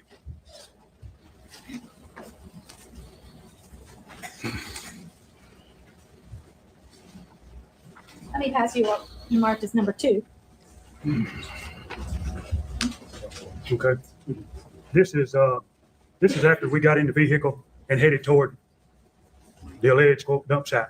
This map is our tracks after I got in. Yes, but you can make a mark on that map too. He said the alleged what? Let me see. This is after we got in the vehicle and headed toward the alleged quote dump site. This map Alleged is our track. Alleged quote dump site. So he's saying it's alleged. See, that's very odd to me to have. Right. Wait. It was either the dump site. Own allegation alleged. Right, exactly. You were there at the dump site, or it's an allegation of somebody's. What's happening there? Dump site. Oh, that's Lord. interesting language. Yeah. After I got in was. Yes, but you can make a mark on that map too. That's going to take you down over to Shane Austin's house, right? We maybe just make No, it doesn't. You need Holehammer Road, D Road, and Yellow Springs Road. That's what you need here. We're right here. See, this is Duck Farm Road. But you didn't get it from here. You go over to here to P Road, and then I'll hand you the second map. But I stopped on this map right here. We need. Okay, so you can get to P Road from here, and then I'll hand you the next map. Where's P Road at on here? It's right there, across from right from it. But you got to go down Holehammer Road. I went down Holehammer Road before I got P Road. We hand you all the maps. Okay. Thank you. Sir, you can just pick whichever ones you want. Thank you, co-counsel. Do you see it? I do not. Okay. We have part of the route marked out. Hold on. No, let's don't. I don't know. If you had the east view of this map right here, the eastern view, meaning this portion here. Western view. Western view, eastern view. I'm sorry. Okay. That would be That would be what we need to pinpoint the exact location. Okay. Let's go over what you have. Yes, let's. Map number 8. This is from that morning before you spoke with Zach Adams. And you're saying that you were over here somewhere by the river. Is that right? But let me focus it for I you. believe. May I stand up, John? You know, wait a minute, you got to go. I believe that this is where you're speaking, right? Can I have the corner? I'd say you're blocking everyone's view in 30 years. That is what we determined or decided, or you agreed to, went down to refuge. Let me be clear. I don't know what that means. I'm asking you. We never determined this was a refuge. We decided that Kansas Landing Road went to the river. Okay. This is not marked a national refuge on your map. Yes. We're just enjoying agreement that this could or possibly be the spot. Okay. So next, you're on Highway 70. Is that right? Going west? Oh my God. That's toward JB, that's back toward Kansas? Yes. Yes, that's west. Okay. And then you're going to turn left on one of these roads, either Palmer Road or Caps Road. Yeah, if you see them right there, they're going to Jason. That's the same location right there. Palmer Tool and Die is in this general location right here. Both of them roads runs to Highway 70. Okay. As I testified, I did not know the name of the road that went down. Right. I assumed, being it was beside Palmer, that was Palmer Road, but that's only an assumption. But what you know for sure is next you get on Birdsong Road. Is that right? That's right. Both of these roads run Birdsong Road. Actually, Caps Road is real clear about it. But I think you all can make up some type of detail there. It's not very good map. Over to Birdsong Road, and then we went south down 191. Okay. That'd be in this direction here. So next, you travel further down Birdsong Road. Well, I'm lost now. So you end up down here. Well, we're looking for 191 south. So this is 191 south. Okay, down to Eagle Creek, as I testified, and over to Coxburg, then to McElwain, Then after you get onto McElwain, over down 641, down to the interstate, and this is where we run out of. okay. Then once you get to the interstate, you keep going down 641, further down the interstate. That's incorrect. So you cut over on this little side road over here?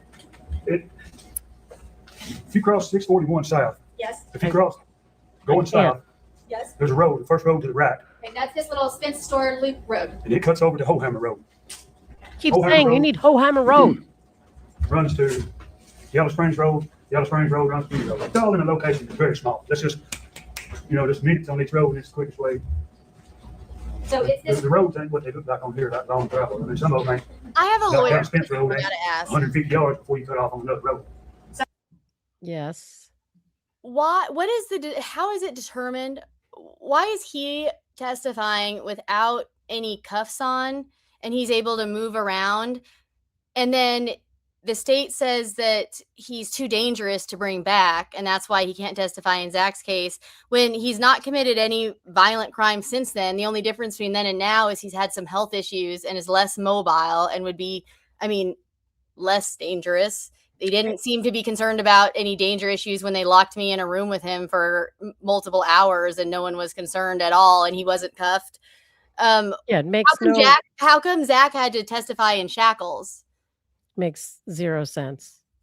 It makes zero sense. And I guess technically it would be either a DOC decision or a, court staff, the sheriff's department, because you're going to be transported by the sheriff's department at some point. And then, but it's very odd that he's not, typically Gary would be Britt like, wasn't. It was odd to me that Zach was, that they shackled him. So like he you couldn't. mean for his post-conviction stuff? Yeah. Yeah. Because they're also, they're convicted and in prison. So I've not seen someone testify in their own case that I can recall. I'm sure it happens, but just the way he was shackled at the waist like that. Right. Sometimes even if their feet are shackled, their hands are free for testimony. It's bizarre. And I don't understand how a judge allowed them to make the argument that he's too dangerous to bring, like you're saying, when he's like this here, holding court, sitting co-counsel chair. It's crazy.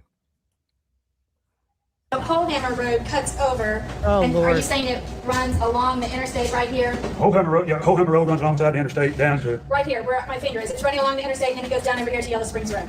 I don't know if that's Holhammer Road there. I mean, that may be it right there. I don't know. That may be it right there. Because it's running all the way from up here. It's going all the way from up here. That's correct. I mean, if It follows the interstate until it finally veers away and goes over to Yellow Springs Road. and, I don't see the name of it, but I'll agree with you if that's what, you know. I mean, I don't see no name on there. Holhammer Road, Yellow Springs Road, Key Road. Well, would you agree with me that sometimes roads may have kind of country names that don't necessarily make the maps? Yeah, I guess so, yeah. I mean, I thought every road was named and was on the map. I mean, the little roads around the river there were, and, you know, they're, Yeah, I'd like to this have. is state county road. I mean, it should be named, right? I'd like to have these maps 7, 8, 8, 9, and 10 made a collective exhibit. Let's just add that 8, 9, and 10 to the collective exhibit number 184. Part of a continuing series and all that. Yeah. Ben, don't you say? Have a paperclip? People are asking if he was lying about being a drugs addict. If that's People are Autry. asking what? I saw some chat questions about whether he was legitimately a drug addict or not, or whether he's lying about that. I think that they're joking because she went through all of these questions about, like, how do you like your meth and where do you mix it and what did you do and how long does that take and what did you use and what did you shoot first? So people were also just confused. Like, was that where this woman was going? Is she about to say you're not really a drug addict? No one could make, any sense of the line of questioning. I think with her, whether it came out or I think her intention there was probably making a point of how messed up on drugs he was to have such a specific and detailed memory of all the events of the day. Right. That's from having talked to her and that, I think that was her intention. All right. But like many things, it just didn't play out. Really land. Yeah. Yeah.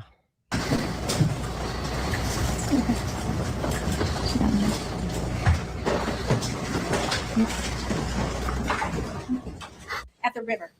Last week, when we were in the process of you telling your story, you had arrived at the river. Now, you didn't go on the interstate because you wanted to go to the back roads. Is that right? What? To go to the river that morning. Explain by myself, or are you talking about Camden Bottom? No, I'm talking about when we were last telling your story. You were telling your story step by step about what happened on the morning of the 13th. And before we took the break, you had gotten to the point where you'd gotten to the river that morning with Mr. Adams, and there was a body in the back of the truck. What do you want to know? I mean, I'm pointing to where we were. Okay. So at that point, you say that you arrived, and you were telling us that you had driven down to the boat dock. Did you I drive wasn't to the boat driving. dock? I wasn't driving. You rode down to the boat dock. That's correct. Which is actually go off to the right to get to the boat dock there. As you're going in towards Ward Hill Road. Said yes? Answer out loud? Yes, yes. So tell me, what did you do down at the boat dock? Made a circle and come back. Made a circle and seen no one was there and started the trip back. Okay. Which would not be what happens possible next? with boat guy's testimony at the PCR. If they did so when you go down there, there's one exit. There's no other way to get out. And so you can circle this riprap. You kind of go over this little area to the other part of under the bridge. And that's where the boats will enter into the river. And so he's saying he drove around that area to see that no one was there and came back. And from being down there myself multiple times, I can confirm there is zero chance that you're going to make that drive around and not see a truck or not see anyone who's down there. If there was a boat guy there, he would have seen it. Right. Boat guy that the government pulled out of their ass that says, I took my truck down, my truck was in the road, my boat was there, and I heard the gunshots. Oh, the mystery witnesses. We drive over to the location of the murder. Okay, and because this is where you've seen a body before, you clearly then at some point communicate to Zach Adams where you think the best location is. Is that right? I told him where the deepest part of that slough was, the channel. I believe is what I testified to, the channel. And what's your testimony where the deepest part of the slough was? Do you got a map? Let's get the Oh, God. I mean, I can sit here and say it, but nobody's gonna. I mean, I pinpointed it once to the state, but you're going to need a map that has. You're probably going to need your map, to be honest with you. But them maps right there. Let's try first with this close-up that we have here that we looked at earlier.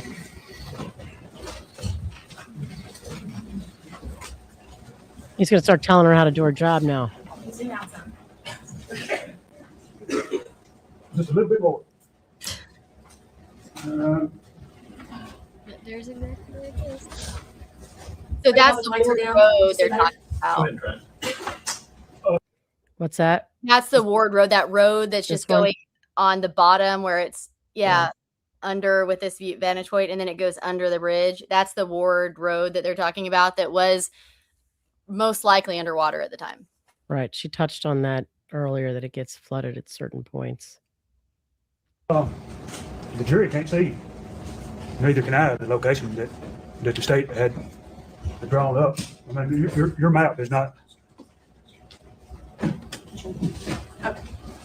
Okay. Well, this is water up here. I understand that. Number 6. Right here is the water. Number 184. I was just going to say that. Are you in agreement with her? She's using the maps and she's not identifying them, and then that's why the judge chimed in that we're pointing on Exhibit 6 in the collection, blah, blah, blah. A patch of land right there with the channel through it. That's what I testified to. That map just ain't. There you go. Right, 1 second. Right. I believe right there. I can't see it, but I believe that's the one right there. He's under that head. So Not my approach. You can shut down. we put just a little X where you Right see the there. biggest part of the channel is. Did he just say, Your Honor, may I approach? Somebody's gonna have to Yes. use them. They come back. This is the deepest part of that. Okay. The water runs this way, and the flow of it, the silt is all back down on this end. It's all marsh on this end. This is the deepest bluff part. side, so to speak. If you look at it, it's like straight off bluff. Okay, so make a mark right there where you say the deepest part is. Okay, very good. Next. Does he have makeup on his arms? None of his 182. tattoos are there. Right, you say that on 182. Why does he have tattoos all over his arms? His arm says he has like it's like, I think it says train across his forearm. And I think he's got tattoos on his fingers too, if I remember right. I could be misremembering, but I'm sure he has train tattooed across his forearm. Somebody's gonna have to give me one. They come back. This. Well, This is the nothing deepest there part now. of that. Okay. The water runs this way, and the flow of it, the silt is all back down on this end. Okay, so make a mark right there where you What good number is that? 182. Right, you say that on 182. Thank you. You don't still have a map up there, do you? I do not.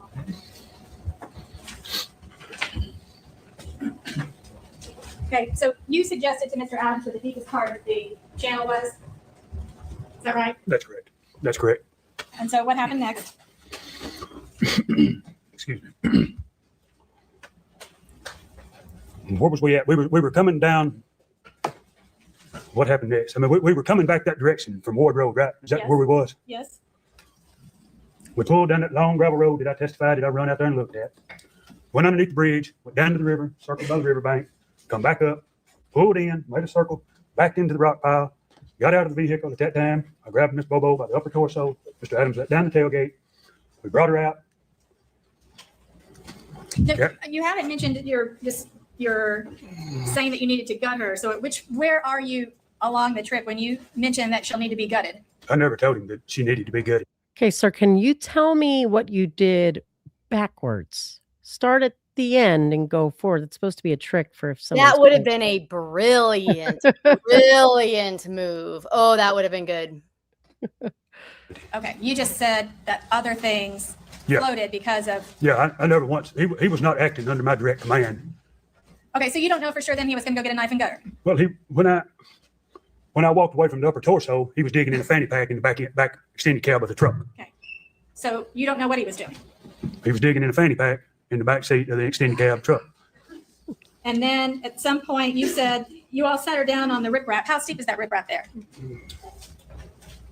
Degrees wise, Yes, 25 25 degrees. So it's incline. like this. Okay. I don't know if that's 25 degrees. I mean, to be honest. Okay. So you set her down there. He walks back. He's digging in the trunk. What do you observe next? Not in the trunk, in the back seat of the truck. He goes around to the truck. I observe a foot move, and I hear a sound. Okay. A sound of distress. Okay. What I believe to be is a right foot. I then walk to the passenger side of the 4x4 Nissan and say, "This fucking bitch is still alive." You said, "This fucking bitch is still alive." Those exact words. Okay. What did you say next? Everything stopped, and we met at the front of the truck, at the hood. And I looked at him and I said, "She's heard my name and us speaking." At that time, How would she have heard your name at that point? She's in the back of the truck the whole time this is going on. we were discussing burying the corpse at Shane Austin's, No, you didn't, because he said he needed your help, burying the body. and I asked you specifically what was said. You never said he said your name. I object. You can Forgive me. cross-examine, but you can't make statements. So far, you have not mentioned at what point he called out your name, have That's you? a statement. All right, Have that's you? the question. That's a question, Your I Honor. don't think that I testified to that. You're correct. Okay. So now you're saying there are some things that you left out of your testimony, conversation that was had, that you've left out. Aren't you saying that? No, I'm not. No, I'm not. No, I'm not. I'm telling you what a 6-year ago conversation was in the best manner that I can. Okay. To I'm trying to the go truth. slowly. So can you then tell me at what point your name was said? No, I cannot. Okay. So you say you moved to the front of the truck. She's over on the riprap. How far would you say the truck is parked from where she's on the riprap? I think I testified to the jury the distance between this wood and the jury box. Approximately For the record, can you say feet? 4 to 6 foot. 4 to 6 feet from the front of the truck, No, from the tailgate, from the back of the truck. We backed in there. right? But I thought you said you all moved around to the hood of the truck to talk. We did. So now how far is she from where you are at the hood of the truck? Whatever the length of a 4x4 Frontier Nissan pickup is added to that footage. Well, will you please? 24, maybe 24, 22, 23 foot, maybe. I don't know the length of the truck. Okay, so you think you're maybe between 22 to 24 feet away from the body? I suspect that's the amount. I'm not just 100% sure how long that truck is, but Okay, I know how the distance that we backed up to the riprap. I don't know the length of that truck. okay, and so you've just said she's heard my name. What else do you say? Can you be? I said she's heard me talking and heard my name. Okay. Did you say anything else at that point? I did not. What was Mr. Adams' response? Just a dead look, just 1,000-yard stare, silence. So he says nothing. He says nothing. He turns, goes around to the driver's side pickup, to the driver's side door, gets the pistol out of the front floorboard. At that time, I tell him, "Hold up, let me go over here and look." I run to the curb that I testified to. Now, you testified earlier that at this point you were angry. Is that right? I did not. Okay, I thought you said you were yelling at him. I did not. The fact That's that your bitch is incorrect. still alive. That's incorrect. Okay. So at this point, you're not angry. You're not upset. I was on my way to the straightaway to look and see if anything was coming. Okay. Continue. Continue. I looked down the straightaway, which was approximately 200, maybe 250 yards. You can see that way. I looked back, told him nothing was coming, and at that time, the pistol went off. I was underneath the bridge, and it sounded like multiple shots. They go boom, boom, boom, boom, boom down the river bottom like that. And I looked up. That stunned me. I looked up, and Martins flew out from under my side of the bridge. At that time, it was like dead silence. I heard a boat, took out running back over there, and I said, "Somebody seen us or heard us." That time, we placed Miss Bobo back into the pickup and proceeded to leave. Saying nothing else between the two of you. Not till I said something about driving erratic, that we need to slow down. And that's at the same point when then you suddenly recognize that this could be a possible federal offense?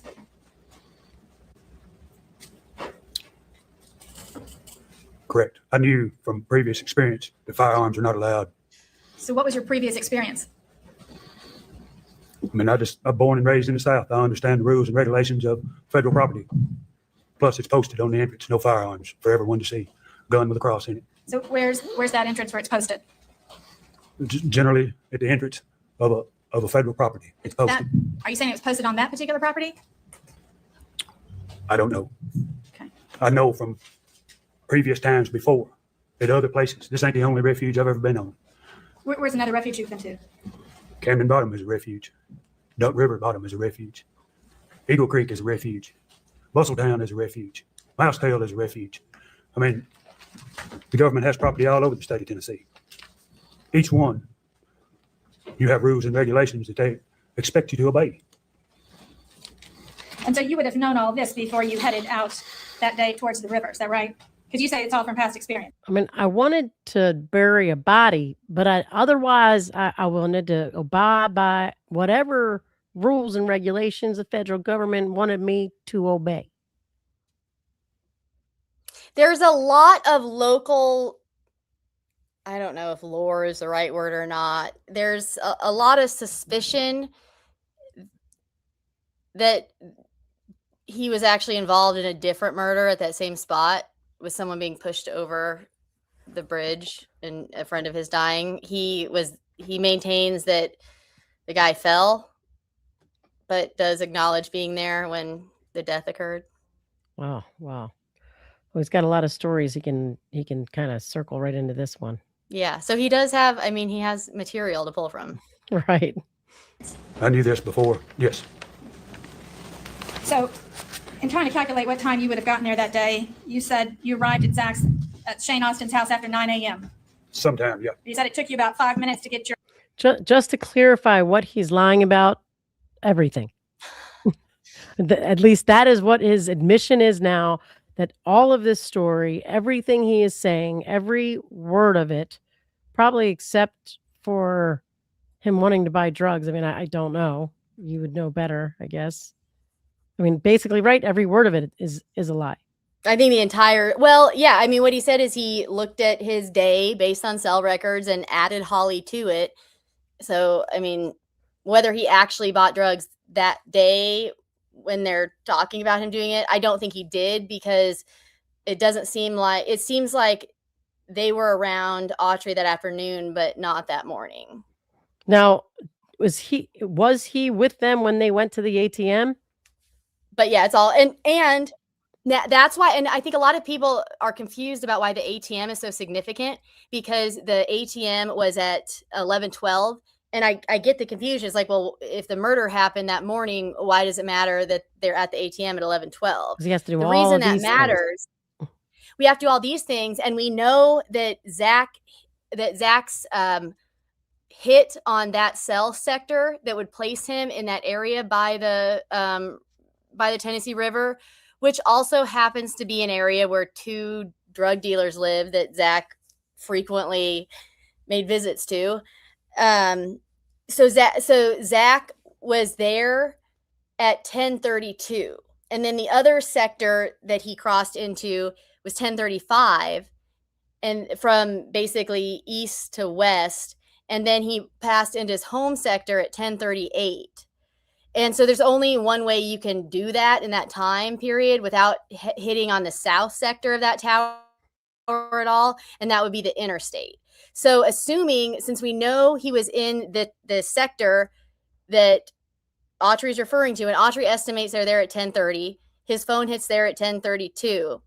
If we place him at 10:32 at the most convenient point for the state, like right on the line, if he was going to make this route as quickly as humanly possible, and you place him in the most convenient sector of that 10:32 location, it is impossible to do this route that he's talking about and end up at the ATM anywhere near 11:12. And that's not including dumping a body, switching cars, switching people, cleaning up evidence, all the other things, but just driving that route. And every stop that would have included a lot of activities, literally just pulling into that stop and pulling out and driving as fast as physically possible without dying, you can't do it.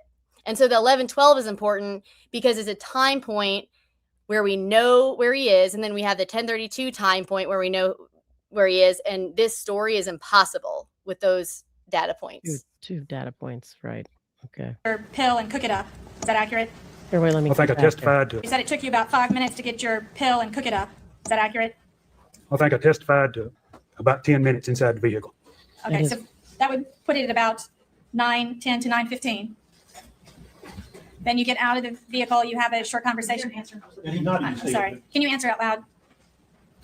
And DB, I can actually say for sure, no, you cannot do it in a Porsche. I have ridden that route in a Porsche, and it cannot be done.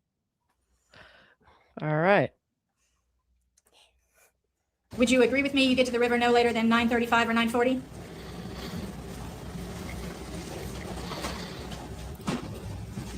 I would say between 9:40 and 10 o'clock Okay.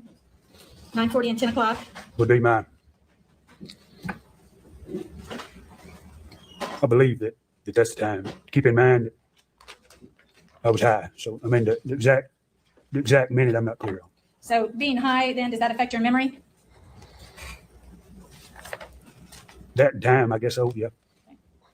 I mean, we're discussing an event that happened 6 years ago. Okay, so in the middle of all this, you were able to take a telephone call from your mother, Shirley King, that morning at 9:42, weren't you? If your records reflect that, that's true. You had approximately a 40-second call with your mother, didn't you? If your records reflect that, Your mother has a telephone number with an area code of 901, doesn't she? that's correct. And the last 4 digits are 5662, aren't they? That is her husband's or boyfriend's sister's phone. Okay, but it's a phone you can call her on, isn't that right? That's correct. And then that morning at 10:35, you called Angela Scott, didn't you? If your records reflect that, And then at 10:36, Angela Scott called you back. if your records reflect that, Okay, so what time do you think you left the Tennessee River that morning?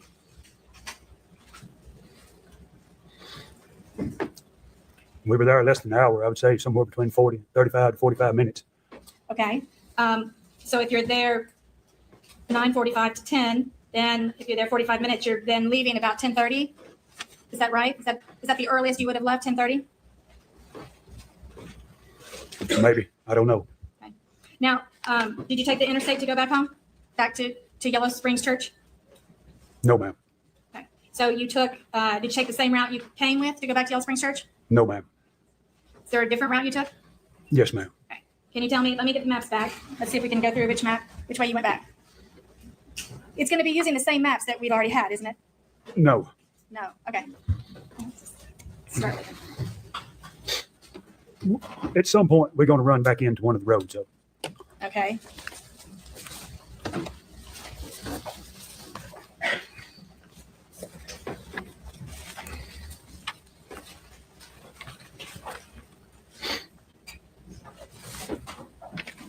Well, I'm going to pass you back map number 3 because it's the map where we ended up.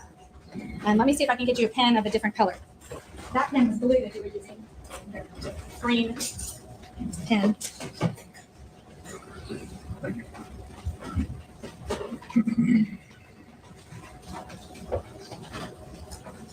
All right. You actually handed me the right map. Thank you. This is going to be rather simple.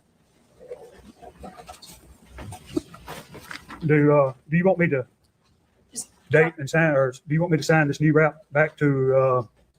No, for the record, you're looking at map number 3, and you're putting it in green pen. That's correct. If you'll just draw arrows going back the way you came. My Lord. Back to the maps. Yeah. Next, let me hand you map number 2. Okay. See, on map number 2, you can see where you went. We're this same. This is good all the way back to. I don't know what starting point we had here, Mark, but wherever this ended, this is the path back. So everywhere the arrow points one way, the arrow pointing the opposite way is the path back. So that part The only difference is where the other exhibit you had looped back around to Morgan Creek Road. Yeah.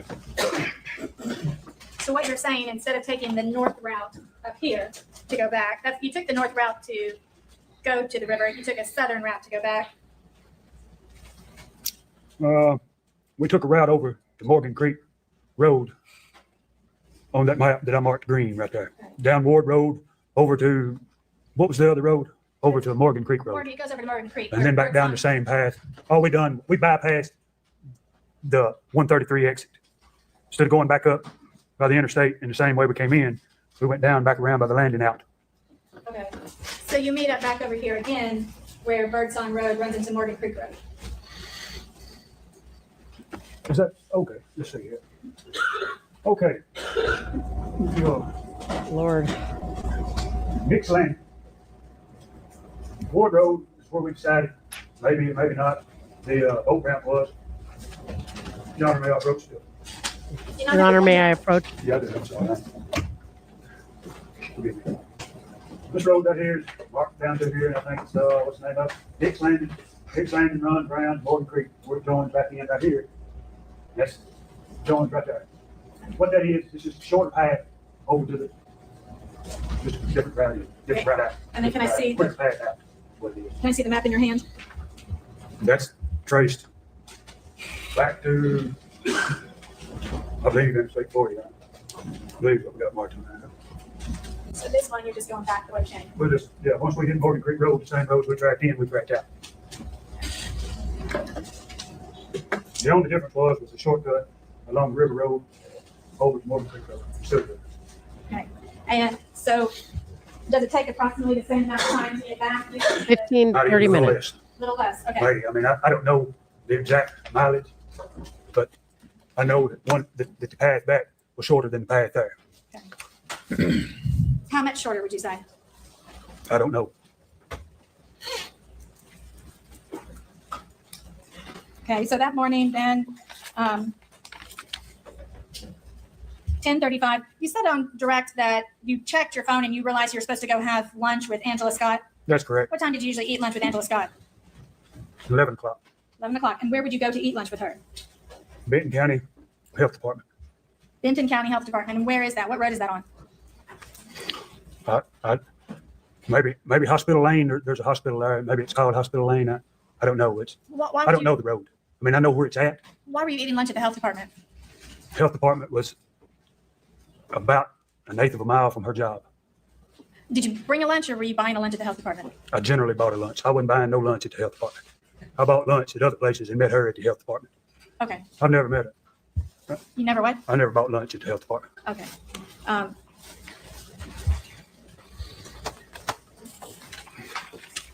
But this is up in the city of Camden, is that right? I don't know if it's the city limits or not. But it's kind of close to where the main town is? Yes, ma'am. It's off 641. Just precisely right there off 641. Okay, and then at 11:40, you called Jay Taylor again, don't you? If your records reflect that. What was the name of her? Jay Taylor? Okay, there was a chair creaking about the right here. 11:40, you called Jay Taylor, didn't you? If your records reflect that, that'll be true. You had a 45-second telephone call with him. If your records reflect that, that'll be true. And then at 12:06, Angela Scott called you. If your records reflect that, that'll be true. And at 12:08, Angela Scott called you again. If your records reflect that, that'll be true. And then Jay Taylor called you back at 12:09. If your records reflect that, that'll be true. So you had multiple contacts with Angela Scott during this day, didn't you? I testified to the state that I didn't have time to get there and take her lunch, and that we spent the lunch hour talking and texting. That's correct. So she usually only had a 30-minute lunch, is that right? That's correct. So if you met her, you said at 11 o'clock usually? That's correct. So you'd only need from 11 to 11:30 to have lunch with her, wouldn't you? That's correct. So what time are you saying then that you saw Zach Adams again? I think I testified 2:30, around 2:30. Okay, and how is it that you got back in touch with him at 2:30? I'm not exactly sure. I have to, this I believe that I made the is such an obvious sign of coaching and not an accurate firsthand memory recall.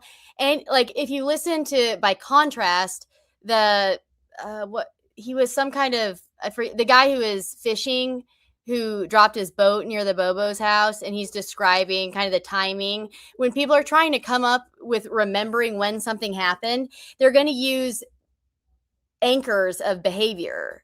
Like 6 years ago, when did you do something? You're going to say, well, it was before this or after this, to try to anchor what time it was. You don't remember things by time periods. When you do remember things by time periods, it's when you've been reviewing cell phone call log records and you have a bunch of timestamps that you've been looking at. And the way he identifies these timestamps by the time of day so long ago instead of what he was doing is just, to me, reeks of. Yep. No, agreed. Absolutely. Absolutely. And this is what Katie was speaking of earlier. Like, why are you calling back the guy that you now know at 2:30? The whole state is looking for. There's cops everywhere. Why aren't you choosing one of your other drug dealers to call? And what happened to the drugs you had were supposed to last you all throughout the day? Yep. Phone call. Well, that you called him. I believe that's correct. I can't remember the exact. So on the way back, it's your testimony that Zach Adams has shot Holly Bobo. You've heard birds flew. You heard a boat start up. You never saw the boat that you heard, did you? That's correct. You hear a boat start up that you don't see. You put the body back in the pickup truck, and Zach starts driving fast. You tell him, whoa, you need to slow down. And then as he's driving, you look at your phone and you say, I need to go. I need to meet Angela for lunch. There's just another, as criminal behavior goes, they're going to gut her. So they're not upset about gory things. They're going to gut her, and they're aware that a gun could draw attention. And they're on a federal refuge where that might be well noticed. And so you need to take out a gun to shoot somebody before you gut them and throw them in the river to drown them. That's not what I hate to be so graphic. A criminal would have slit her throat or just dumped her, and that's just silly to me. That's not how that would go. Right. Bizarre. Oops. Can you tell me specifically how that conversation went? Was there anything else to it? There was not. No. So do you say, please take me back to my car at some point? I did not. So he just naturally took you back to your car? That's correct. You got out of the car, no conversation when you got out of the car? We had the conversation on the way back about how allegedly, or how he knew her and how she got back. Okay, so tell me how that conversation unfolded. I asked. Allegedly. We had a conversation allegedly about these alleged things. Oh, I love the allegedlys. You said, how did you know her? That's correct. Were you more specific in your question, or? I mean, that's Can you specific as it gets. Can you tell me as best you can, word for word, what Mr. Adams said? Allegedly. I can't tell you word for word. What's the best you can remember? What I testified to. Well, can you tell me again, please? Mr. Adams said Natalie Bobo was stripping at Interstate 40, prostituting, selling her body for drugs, and she had been coming down there at his house, having sex, and she had showed pictures to Zach of victim Bobo, left the impression that she would join them. Or he also said. Did Zach say that gave me the? He also said that the victim had been to his house. Okay, so did Mr. Adams say it that way? Did he say Natalie Bobo left me with the impression that the victim would? I testified that I didn't know exactly word for word, but what I could remember of the conversation. As I told you before, I couldn't rehearse word for word. I couldn't rehearse word for word. Okay. Natalie Bobo, I talked to Natalie Bobo. Natalie Bobo met Zach Adams after Holly Bobo went missing, and there was never any interaction between Zach and Holly, and who was not prostituting at the corner or doing any of the things that he just claimed that she did. Natalie? Yeah. She worked at a strip club. Okay. After. All right. But I mean, that doesn't mean she's prostituting and all that. I think that they did they really kind of drug Natalie through the mud a lot with this investigation.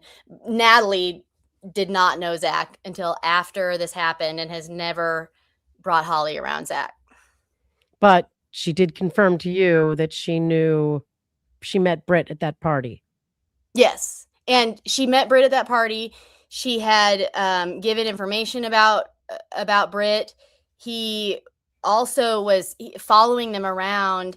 She had said that she and Natalie were at the Dollar General a couple months prior to her going missing, and Terry Britt was following them around and made them uncomfortable. It was like he was stalking, and Terry Britt denied ever having gone to the Dollar General in Parsons, but his bank records reflect like $10.75 purchase at the Dollar General in Parsons on, I believe, February 9th, which would have been 2 months. Same time that Natalie was there. What she said, yeah.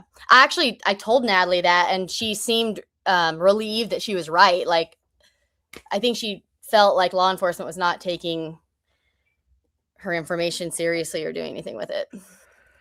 It's crazy. All right, let's go. How come I can't hear anything?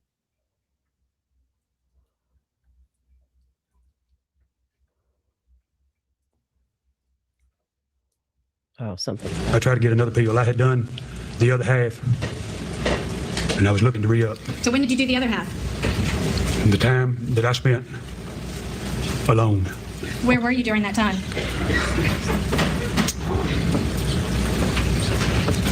North of Interstate 40. So where north of Interstate 40? I mean, you would have to get the maps back out for me to show you probably every road I went down. I spent a large portion of that day riding around. So you're saying you're just driving around north of Interstate 40? That's correct. And while you're driving around, you shoot up the methamphetamine morphine combo? The rest of it. The rest of it? The rest of that peel that I purchased earlier. And you continued to drive around while you were high? That's correct. Okay. So you didn't pull over and stop anywhere to shoot it up? Well, yeah, forgive me. Yeah, I did. I mean, obviously I had to stop to do it. Where did you stop to do it? I'm not exactly sure. Maybe near my trailer, mom's trailer. There's a back road that cuts through. A lot of times I got high in there. Okay. So then you drive around. So it's your testimony you never saw Angela Scott that day during lunch? That's correct. Okay. At 2 o'clock, you call Mr. Adams and you try to arrange a buy. What does he say to you? Come on. Okay. Come on. And what do you do then? I go to his residence. Okay. How long does it take you then to get to his residence? I arrive at his residence around 2:30. Okay. And so when you're at his residence, what do you do there? When I pulled in 235 Adams Lane, Austin, Dylan Adams, and Jack Adams were standing in front of Dylan's Silverado pickup. At that time, we got into Silverado, me on the passenger side, Shane in the middle, Zach driving, Dylan in the extended cab. So why would you then call him at 2:35 if you were already at his house? Well, maybe I arrived at 2:38. I mean, I'm testifying that I got there around 2:35. So why would you call him if you were already about to be there? Why did you call him a second time and talk to him? Why did you try to call him a second time? No, I don't recall that, but if your records reflect that, I'll agree that I made that call. Okay, so how long does it take you to get over to Dottie's? Minutes. Okay, and how long are you there before you get your next pill? Minutes. And do you use the pill there? I do not. So then as soon as you get the pill, you leave? We leave. Okay. And at that time, there's no discussion between you, Dylan, Shane, and Zach as to what happened. Is that right? Not between you?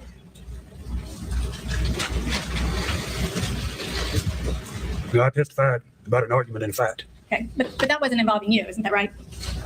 That's correct. Where do you go when you leave there? To Angela's. Okay. To the quick stop. What time did Angela usually get off work? 3:30.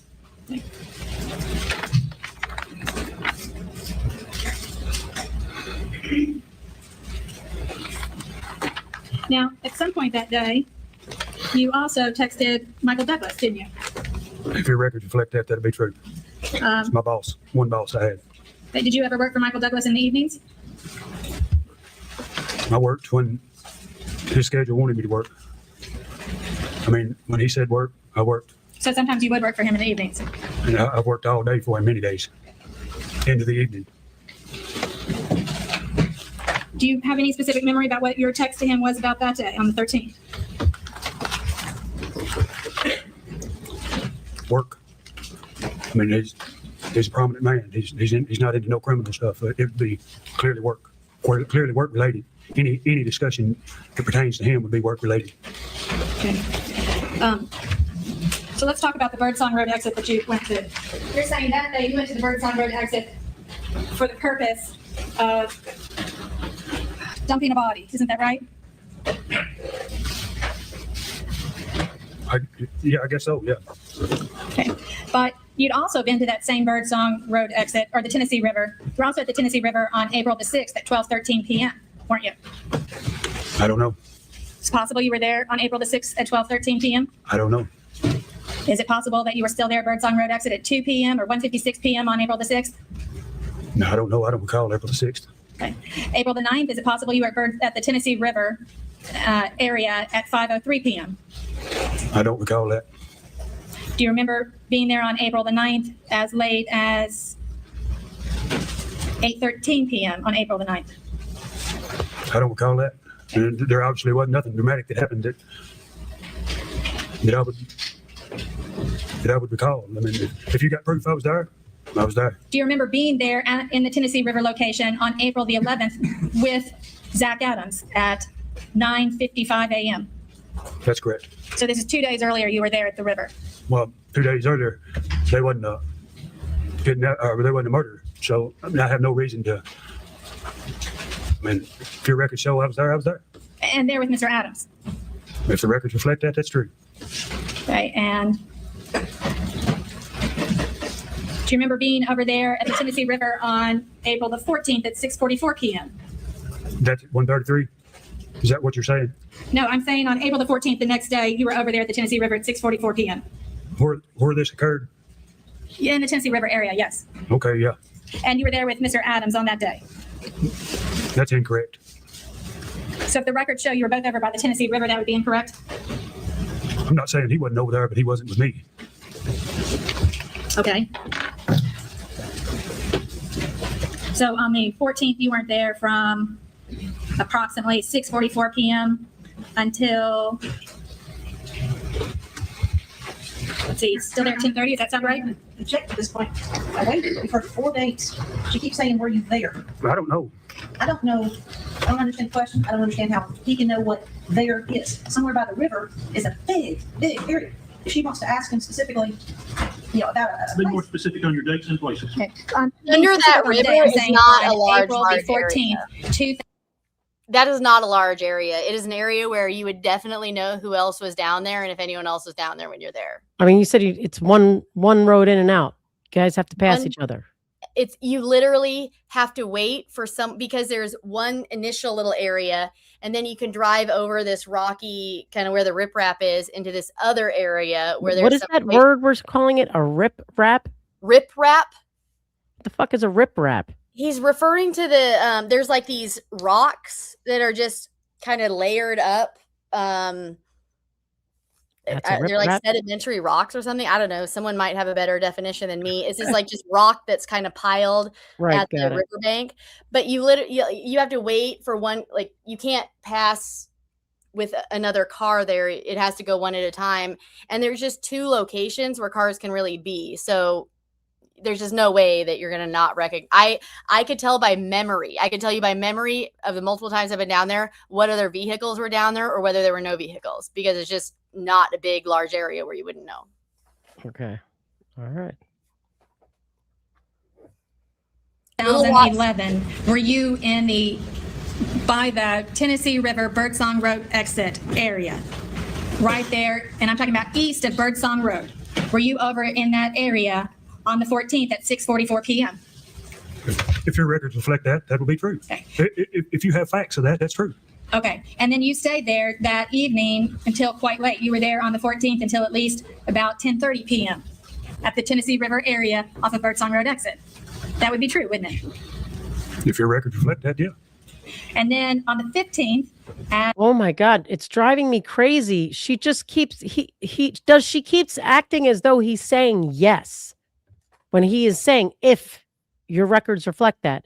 And there are no actual records that reflect that, right? She's just going based off the towers and where he likely was based off the. No, she's referring to when she's saying like, did you call this person or that? He's saying, I mean, she does have records.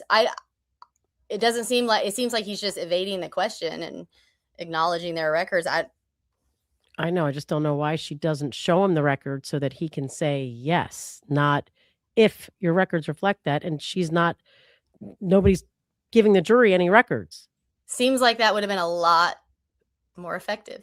At 1:26 p.m., you were back over there at the Birdsong Road exit area near the Tennessee River. There's one thing that you need to realize, because there's a bar less than a mile from there. So it's possible that I'm at this bar. I mean, I visit the Sunset Bar quite often.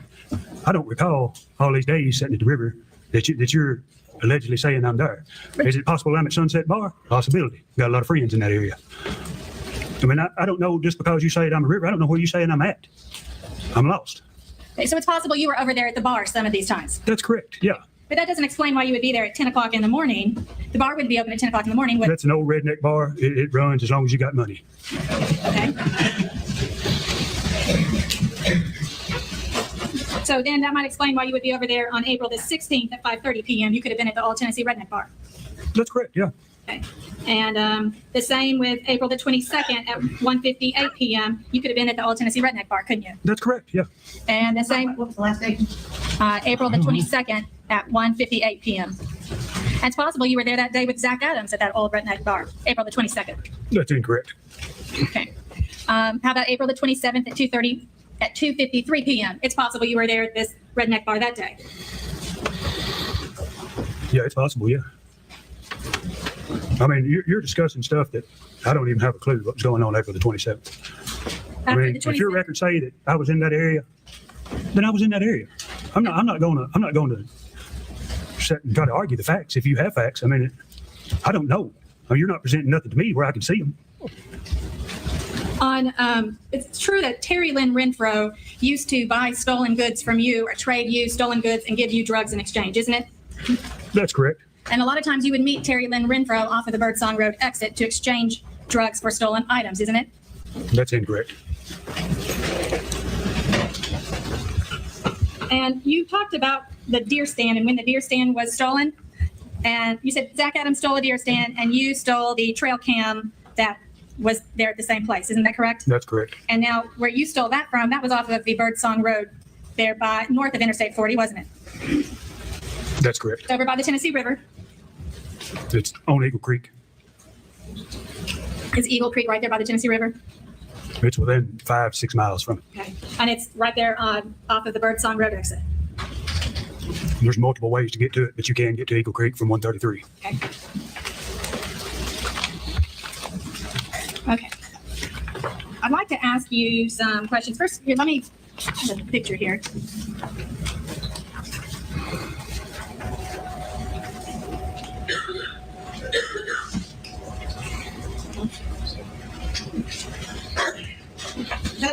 I got a mugshot. Looks like the under Mr. Autry. I guess I need to ask what the relevance would be. Generally, she was asking about his record. You don't introduce his mugshot. I don't know what it plans to do. I'm going to introduce how tall he is. That he's 6'7". Yes. Without, which is generally the way you do it without trying to introduce a mugshot. So, Mr. Autry, how tall are you? You're 6'7" tall, aren't you? That's pretty close. And how much do you weigh about? I guess about 250. And your hair is dark brown, is that right? I thought it had a little gray in it. Oh, its original color was dark brown, is that right? Yeah, I guess so. Okay.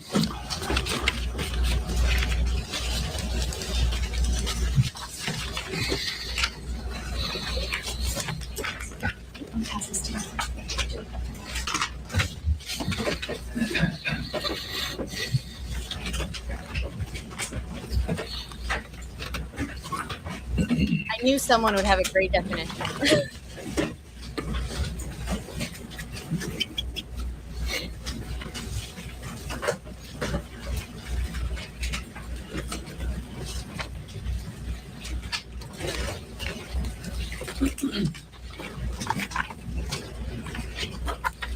I am shocked that this guy's 6'7".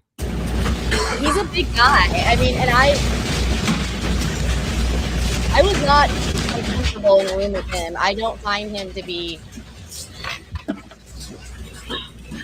That's just a big guy to. We're gonna have a jury out. Right, take the jury out. Let's get. All right, they're getting the jury out. You weren't afraid, is what you're saying. Oh, wait a minute. Here we go. She got right back in. At no point did I feel remotely uncomfortable about my safety. Which I would not say in general of every time I've been in a correctional institution with an inmate of some sort. Right. Okay. All right. Got some legal argument here. Qualifications. I understand this leap that she's trying to make. He can be asked all of these questions about, doing it, not doing it, and all that without getting into his membership or ex-membership, I guess, in that organization. The court deems it irrelevant. Whether or not he is or is not a member of Area Nations has nothing to do with the case of Zach Adams who's on trial today. What membership does he have that they say is not relevant? He was a he was confirmed he was a high-ranking member of Aryan Nations. That's some of why I was asking why the tattoos were. It seems like they put tattoo makeup on him for this testimony because he was affiliated and he had tattoo evidence of that. Oh, the judge must have. I'm sure the defense objected to that, but as he's not even going to let the membership in. I think the membership is frankly relevant. To them judging his credibility. And for the credibility in the sense that Aryan Nations has, there are rules, and if you're in a gang that people follow, and Autry, though he testified that he did not know who Holly Bobo was, he was related to Holly Bobo, and in his first interview with law enforcement, he said, "I'm kin to her. I know her family. I'm related to her through her father. They shared a grandmother." Right. If you're an Aryan Nations affiliated ranking member, if you find out that a friend killed your white female relative and sexually assaulted her, you're going to kill the friend, not the girl. There's just not what he would have done in that situation. Right. It would have violated. All right, let's see what she argues.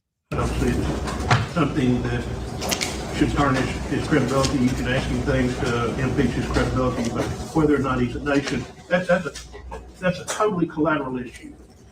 We're having enough trouble concentrating on this case without trying collateral cases, which is exactly what that would be. So no, it's not coming in. Your Honor, for the record, it's my understanding the court intends to go tonight until I finish with Jason Autry. Yes. But I would like the record to reflect it's very hot in here right now. I'd say it's 80 degrees in here. I see the jury sweating, different people in the courtroom fanning themselves. I've been watching this jury. They're ready to bring this thing to a conclusion. I recognize that, Judge, and so by making us go late at night, the jury's only going to be harboring ill feelings towards me. I hope we don't go late at night. Well, I still have quite a bit to do. Continue to go through this. You do so at your own peril. Ask legitimate cross-examination questions, but let's focus. We spent, I guess, well over an hour on these maps. Certainly that could have been done in a more succinct manner. So let's try to focus, and I'm not against you bringing up legitimate points, but let's don't be redundant. Let's don't be repetitive. I think it's in everyone's best interest that we finish this witness today.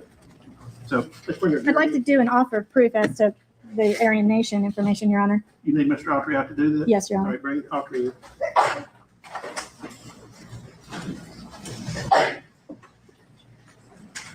in. Ladies and gentlemen of the jury, I would like, if at all possible, for us to conclude the testimony of this witness today. As a result, we'll be running a little later. Defense counsel has an absolute right to cross-examine the witness, to cover any areas that you feel appropriate. I've told both sides to please try to focus their examinations. So hopefully we'll pick it up a little, but I would like to finish this witness.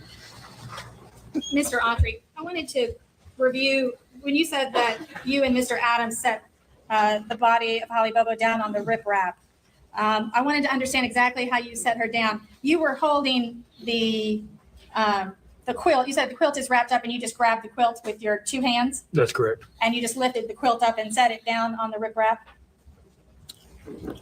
I drug the upper torso to the end. He let the tailgate down. I proceeded out the tailgate. He grabbed the feet. And at that time, we set the body down on what we decided was a 25-degree angle.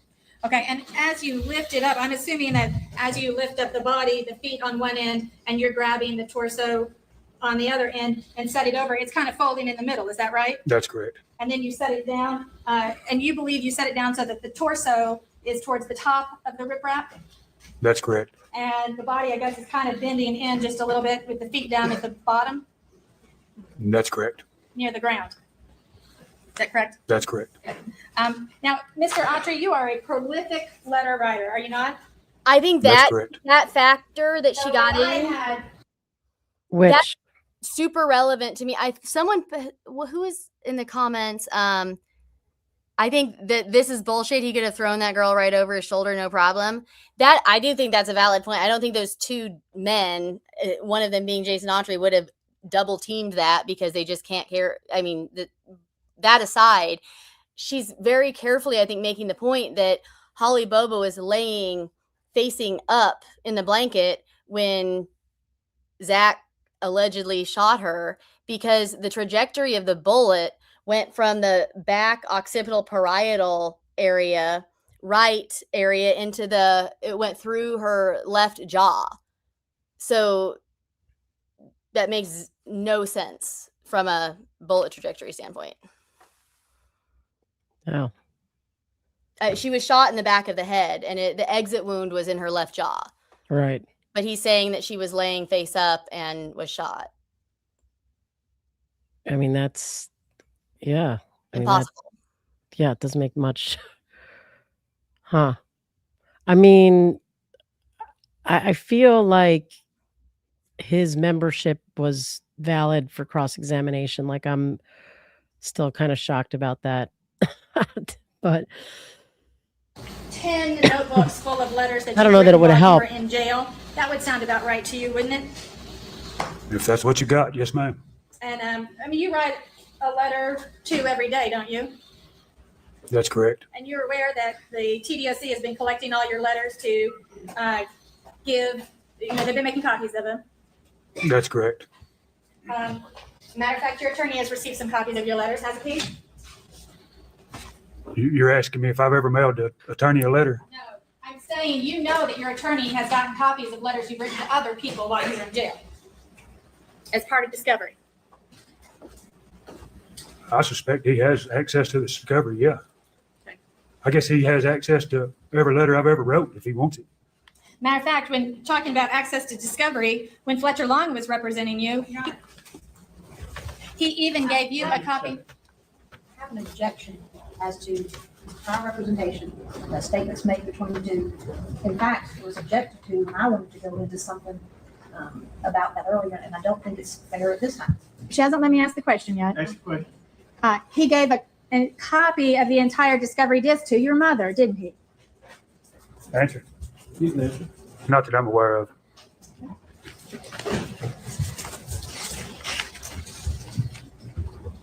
She's afraid to ask him, have you seen the discovery in this case?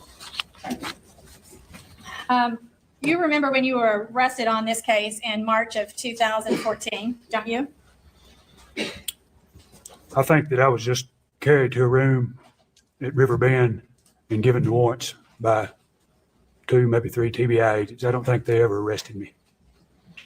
Okay, well, they handed you a copy of the indictment, I guess. That's correct. Okay.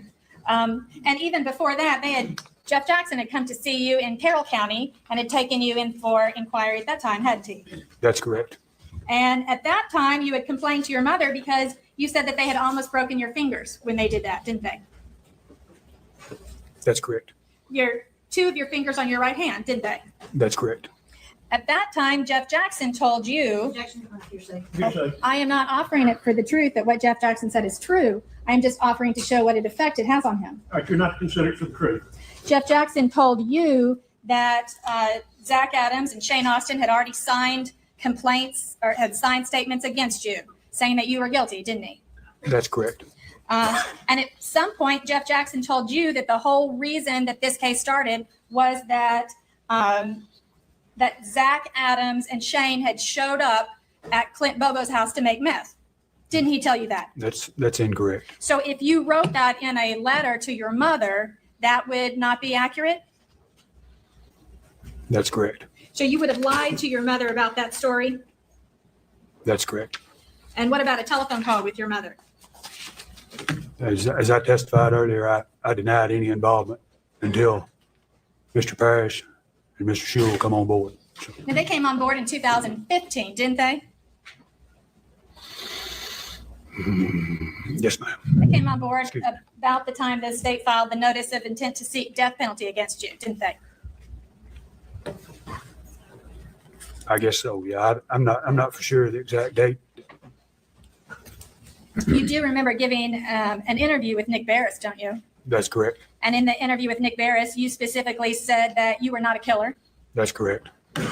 You said that you were a drug addict and a thief, but not a killer, didn't you? That's correct. You said you didn't want to speculate or make any kind of rumors of what happened to the girl. That's referring correct. to Holly Bobo. That's correct. He asked you, did you kidnap and kill Holly Bobo? Were you a part of that? And you said, by no means, Nick, did I bother that girl. That's correct. And you said, I can't figure out why I've been done like this, didn't you? I don't know if I said them exact words or not.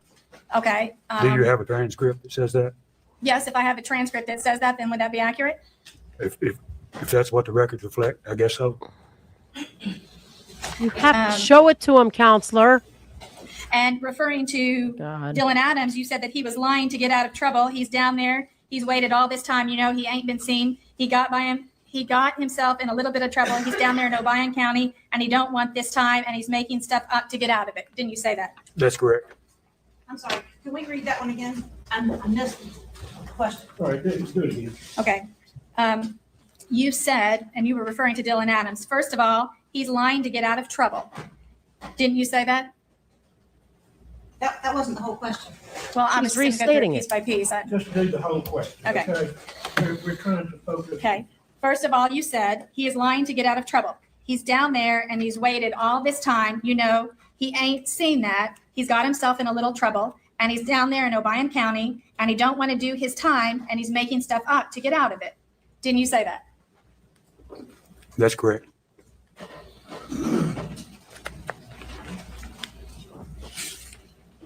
And you said at the time that it was a try to be you said it was a try to be a forced move to get me to bear false witness against Zach Adams, didn't you? If your records reflect that, I said that. Because at the time you were objecting to the fact that the state was trying to get you to cooperate, weren't you? I had not spoke to the state at no time during that period, nor made any suggestions that would link anyone to believe that I wanted to cooperate with the state. Right, but you knew that there was pressure to have somebody cooperate, didn't you? I was under the assumption it was Dylan. You knew law enforcement, they tried to get you to cooperate directly, didn't they? When? Jeff Jackson came and talked to you and tried to get you to cooperate before you had an attorney. He Is this before the charges? yes, before the charges. Process, I think, is what she referred to earlier. Before the charges, yeah. Jeff Jackson wanted to know where the body was. That was his focal point. Right. And you said, I would have taken 5 years and $280,000 for my freedom if I knew. If I knew, Nick, I'd tell them. You said that in your interview, didn't you? If your records reflect that, that's true. And you said, no, sir, right hand before God, the Father, Son, and Holy Ghost. I did not bother that girl in no form or no fashion, didn't you? And that's a fact. And you were asked, do you know who did? You said, no, sir. That's a lie. But didn't you say that? That's correct. You said it had caused you a lot of sleepless nights, didn't you? If your records reflect that, that's true.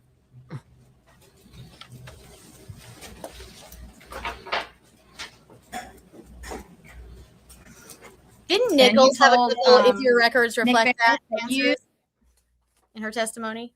I don't know. I think she did actually. I remember that Yes. line sticking out to me. Yes, if your records reflect that. That's true. So what we're talking about now is in the recent post-conviction proceedings, this prosecutor that's objecting and that did the direct examination of this witness was a witness. She's now a judge. And she gave that same response, if your records reflect that. You were kin to Holly Bobo through your dad and her dad, didn't you? I think that's correct. And you said that growing up, her mother was your school teacher, didn't you? I believe that. I believe I said that. If your records reflect that, that's true.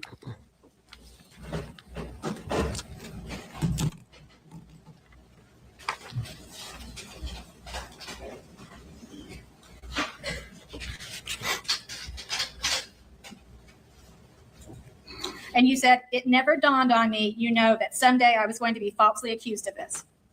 Didn't you say that also? If your records reflect that, that's true. Oh, God. I want to put this to 2.5 speed. And you've had a lot of telephone conversations with your mother, Shirley King, haven't you? Numerous. And you know those telephone conversations are recorded. It tells you every time you pick up the phone. And you know that those telephone conversations are being provided to everybody in Discovery, don't you? It tells you that it's being recorded, yeah.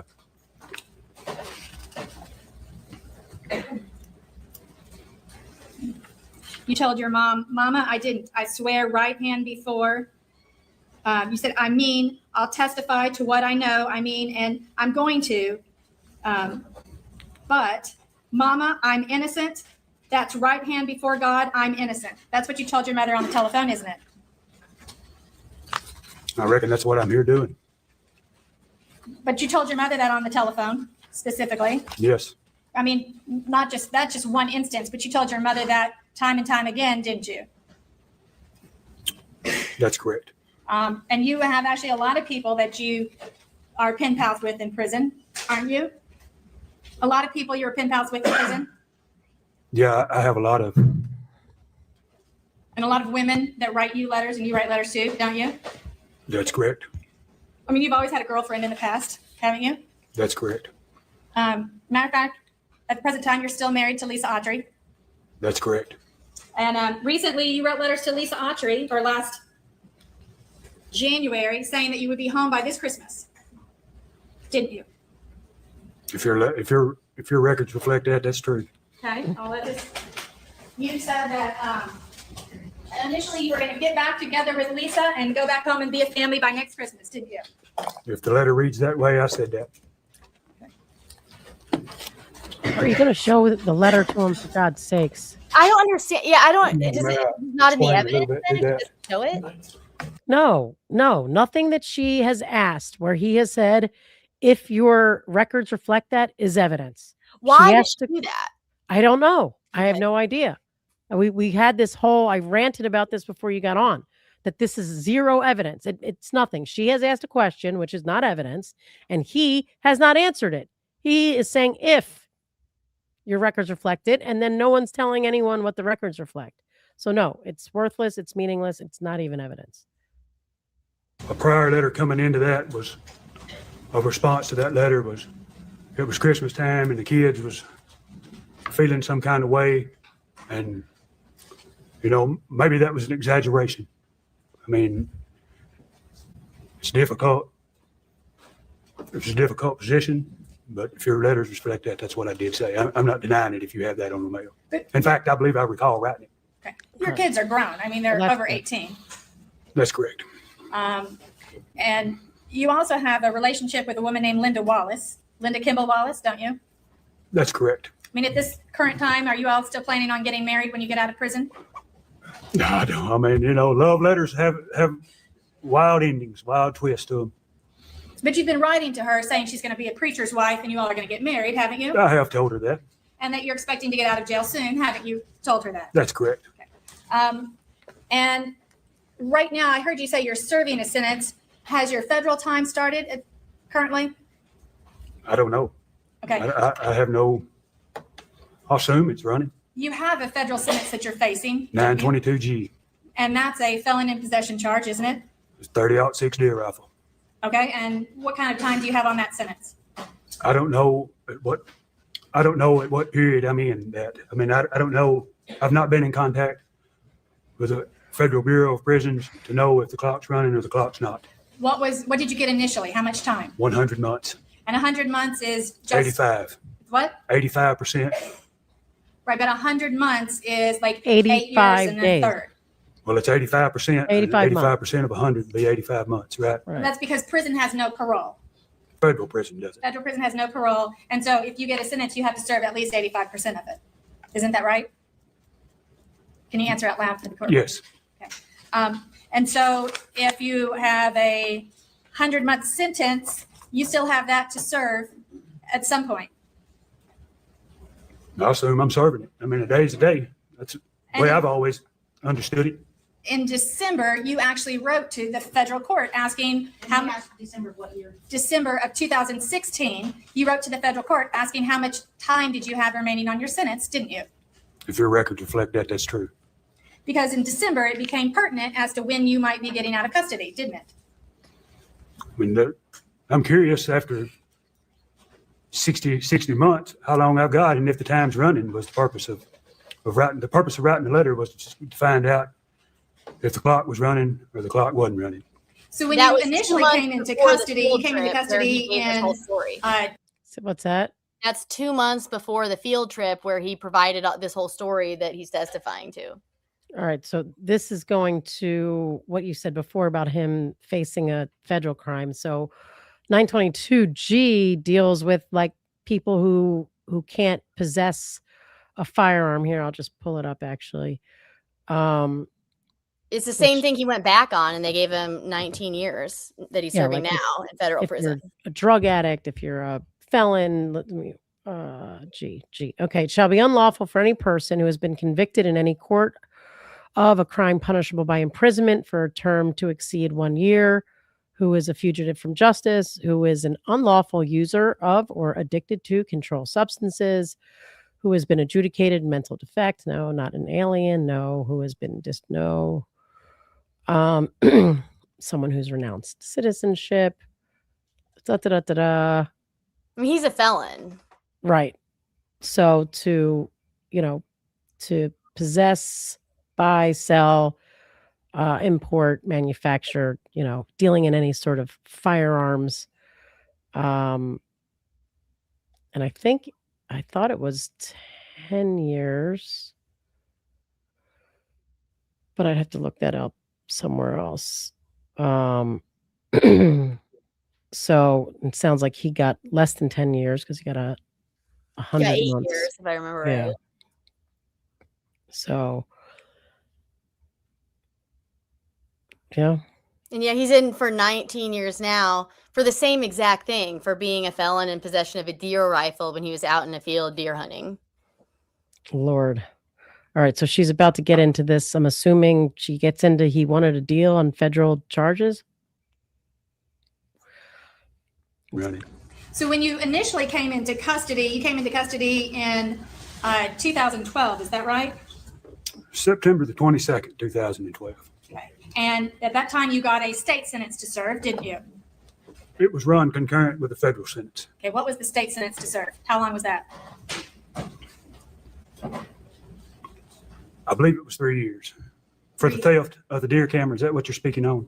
Yes. I believe it was a 3-year sentence run concurrent with federal sentence. Did you have any parole violations or probation violations that were put into effect also? I did not. Okay. And so while you were at Riverbend, you had complained bitterly about your treatment there, haven't you? Objection relevance. It's relevant because if he's getting really bad treatment, that gives him a motive to try to do a deal, Your Honor. Ask a question. You had real complaints about your treatment while you were at Riverbend, didn't you? That's correct. Matter of fact, they have had you in solitary confinement, haven't they? That's correct. Solitary confinement is very hard to take, isn't it? I mean, I would rather be there than Henderson County Jail. I have a TV and a radio, can go outside. I don't know how you would. I mean, So Henderson County Jail is also hard to take, isn't it? Is that what we can I think conclude? jail in general can be difficult. Okay. I mean, certainly if you were considering spending a lifetime in jail, that could be very difficult, couldn't it? Yeah, I And guess so. there's a lot of stress that comes knowing that you have a potential death sentence hanging over your head, isn't there?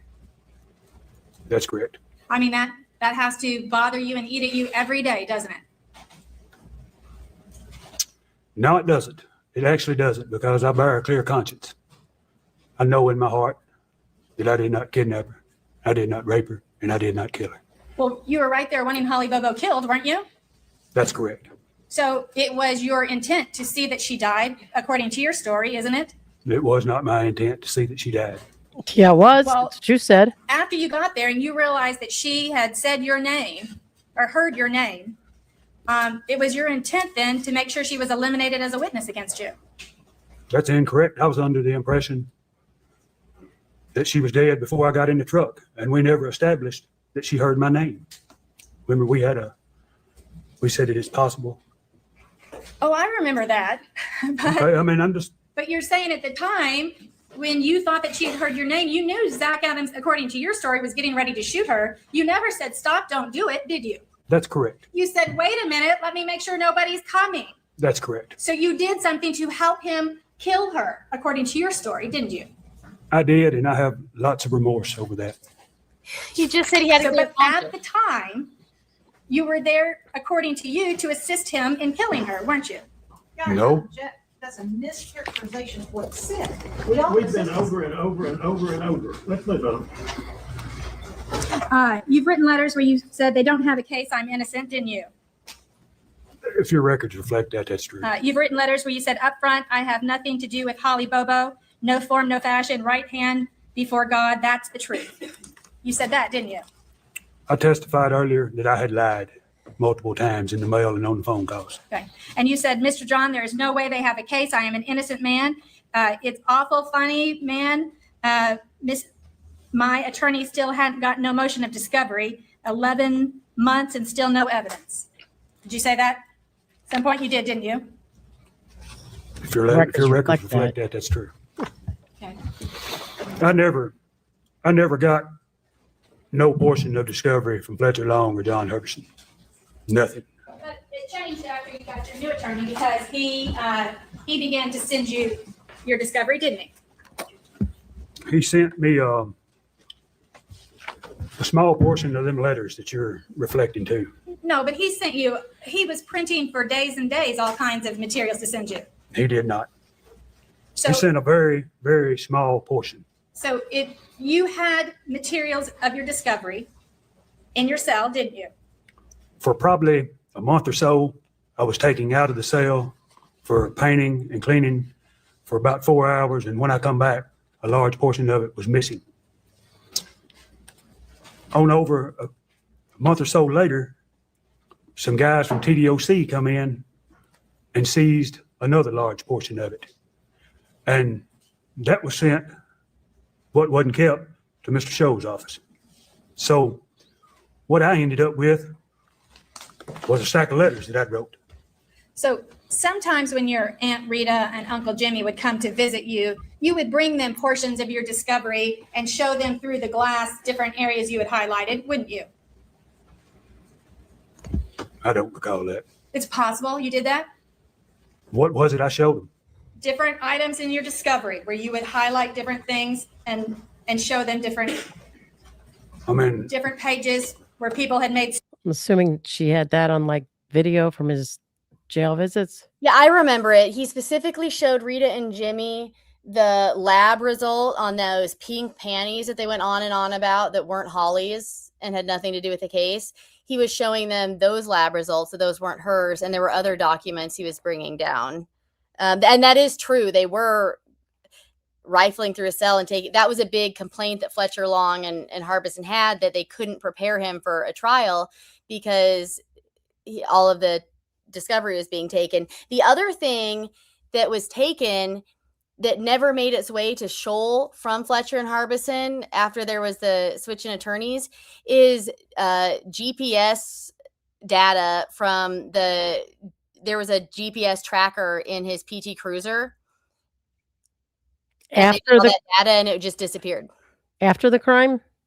No, during that day. What? When, Shut up. Yes, and Shut up. There were letters that went out that we don't know where it is, and Fletcher Long or Harbison has it, and they won't give it up. But the prosecution didn't have. Wait, the defense had it and never turned it over to the prosecution, or the prosecution gave it to the defense? I don't know. Well, I don't know that answer for sure, but the car was in Decatur County custody at the time, so it would have had to come from law enforcement. And I can't imagine law enforcement would give something to the defense as opposed to the state. No, they would only give us copies of stuff. They're not giving us the actual shit. Yeah, so that PT Cruiser was on his mom's Insurance other was making payments on it, and the creditor had a GPS tracker on it to collect if the payments weren't coming through, and that geolocate, and that was a big piece. He had just been driving his mom back from somewhere, but that was a big piece why he was confident, because he had geo tracking that showed where he was that day. So that would have. How come the defense didn't subpoena the stuff directly from the company that was tracking? I have no idea. That's fucking crazy. Oh, well, I think because he never ended up having a defense because he turned. Yeah, but he's testifying here to all his whereabouts. This defense should have been entitled to the evidence. I don't think he knew about that. Oh, Lord. Did it come up in post-conviction stuff? Nope. Oh, it was Lord. there. I think there's actually some reference to it, and it was sealed for reasons I don't understand. Statements, evidence that you thought was false. I don't recall that.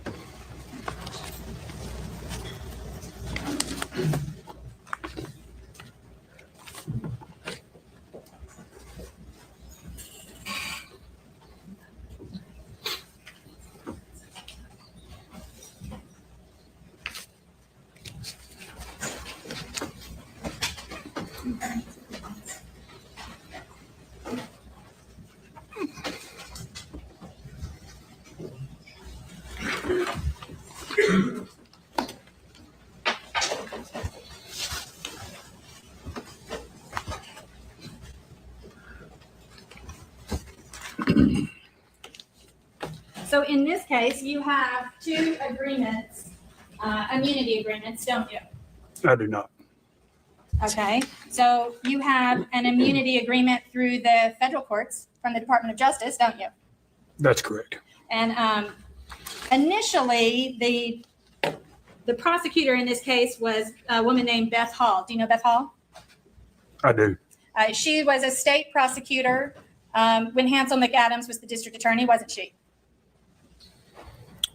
I believe you're correct. I'm not really sure who the.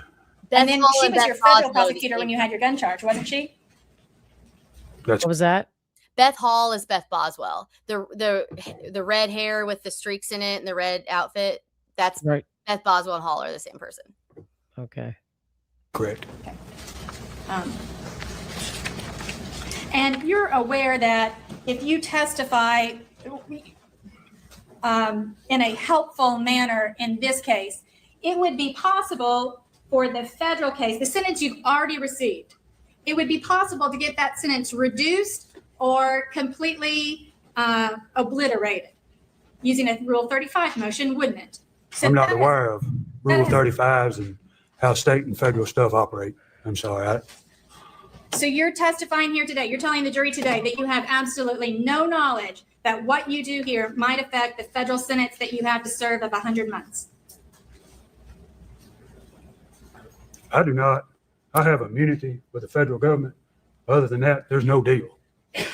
Plain and simple. Right, but there's a potential deal. It remains out there. You're saying that, not me. I'm asking you if you're aware that there's a possible deal that could be made in the future. Have you ever heard of it happening before? Yes. Yes. Have you? Just then.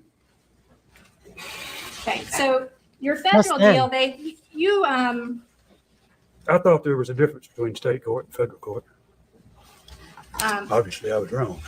In your federal case, I'm sorry, you faced a potential death sentence in a federal case if this killing occurred on federal property. Isn't that right? No, I've been given immunity. Well, but that's what were given immunity from. Were any federal charges? I don't know what I was given immunity for. You'll have to ask Mr. Scholl. He's the counsel that I did not handle that. And you have a federal immunity agreement. I've never seen it. You already testified you do. Nor was I present when it was worked out with the federal government. That information I was privileged enough to get through Mr. Scholl and Mr. Parrish. Well, I'd like to pass this up to you and have you look at this document. Well, while he's saying this, I think that she should be asking the judge for a stipulation or for him to take judicial notice of Rule 35, which allows a federal prosecutor to petition for someone who provided substantial assistance to authorities, that is either state or federal authorities, to reduce their sentence.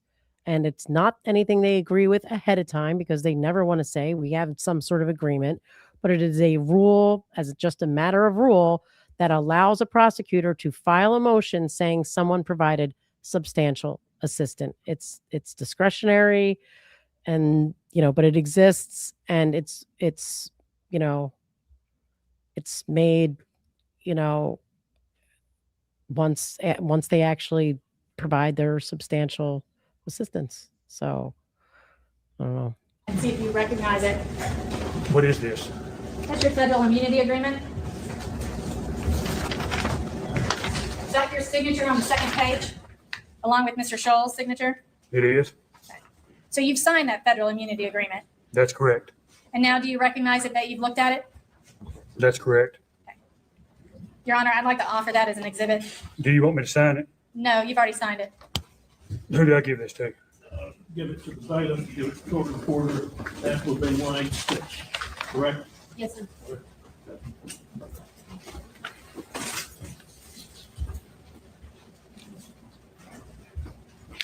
Well, okay. And I'd like to pass up the next one too, please. Yes.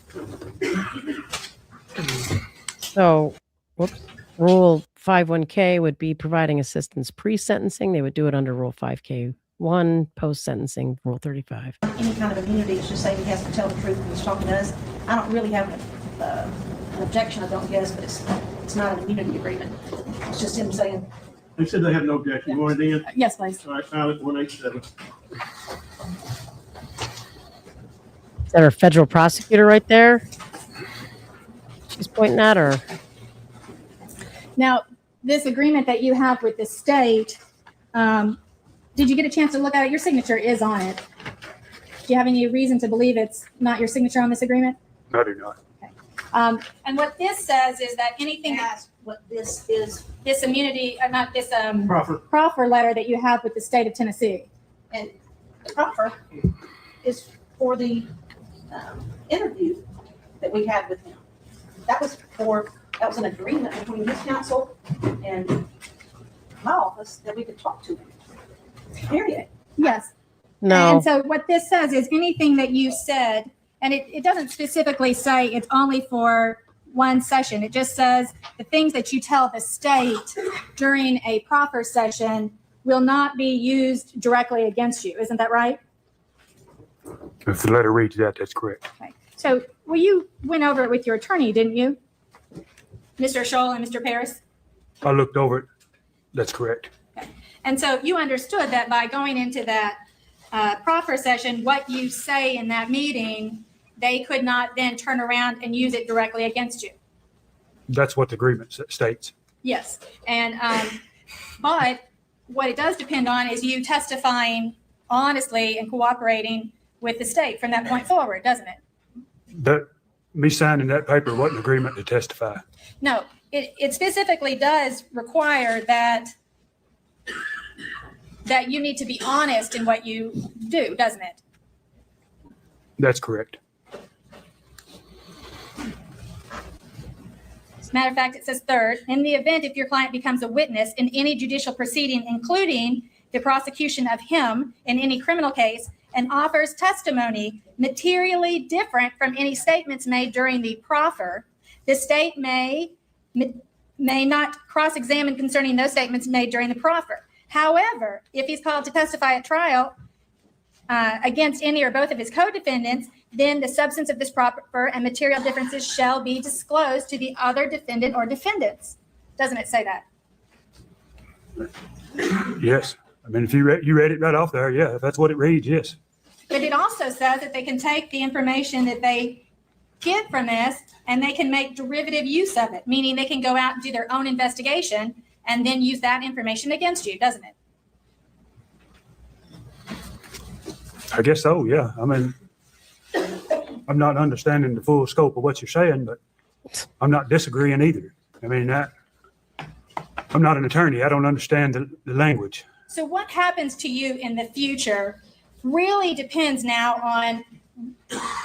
on how your case goes, doesn't it? I mean, that's an answer for how your case goes. What happens to you in the future depends on whether the state decides you're telling the truth right now. Not whether you tell the truth, but whether the state believes you have told the truth right now.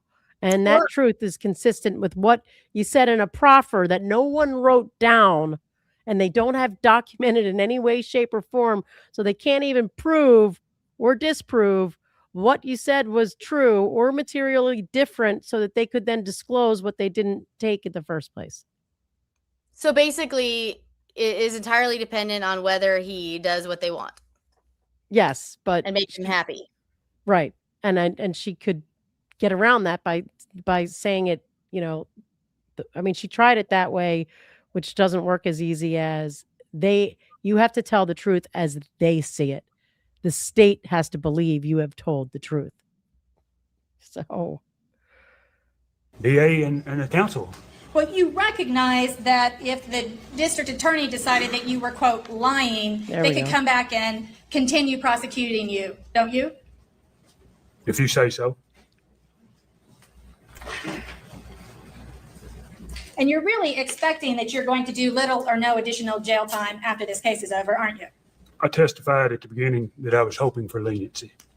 But by leniency, you wrote to your family saying you were hoping to get out by Christmas, didn't you? May I ask the date of that letter? We all know that that's not going to happen.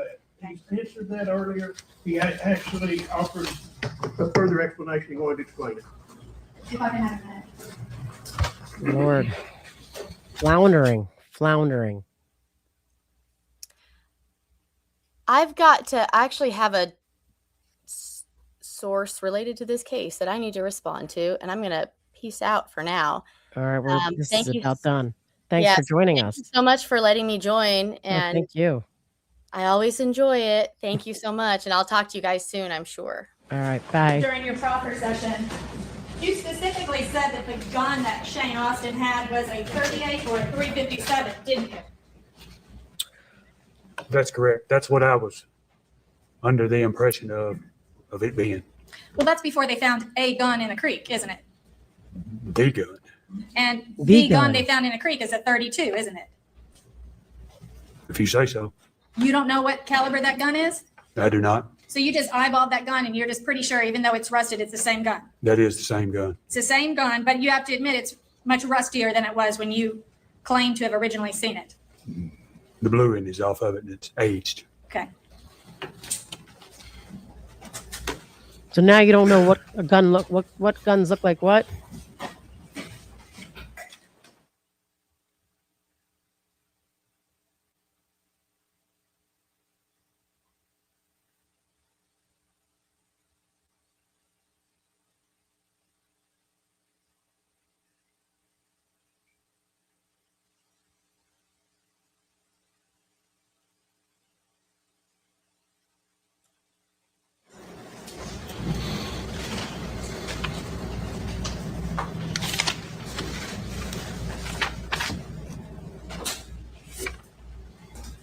I mean, you guys in the chat tell me, but I'm under the impression a 32 and a 38 look extremely different.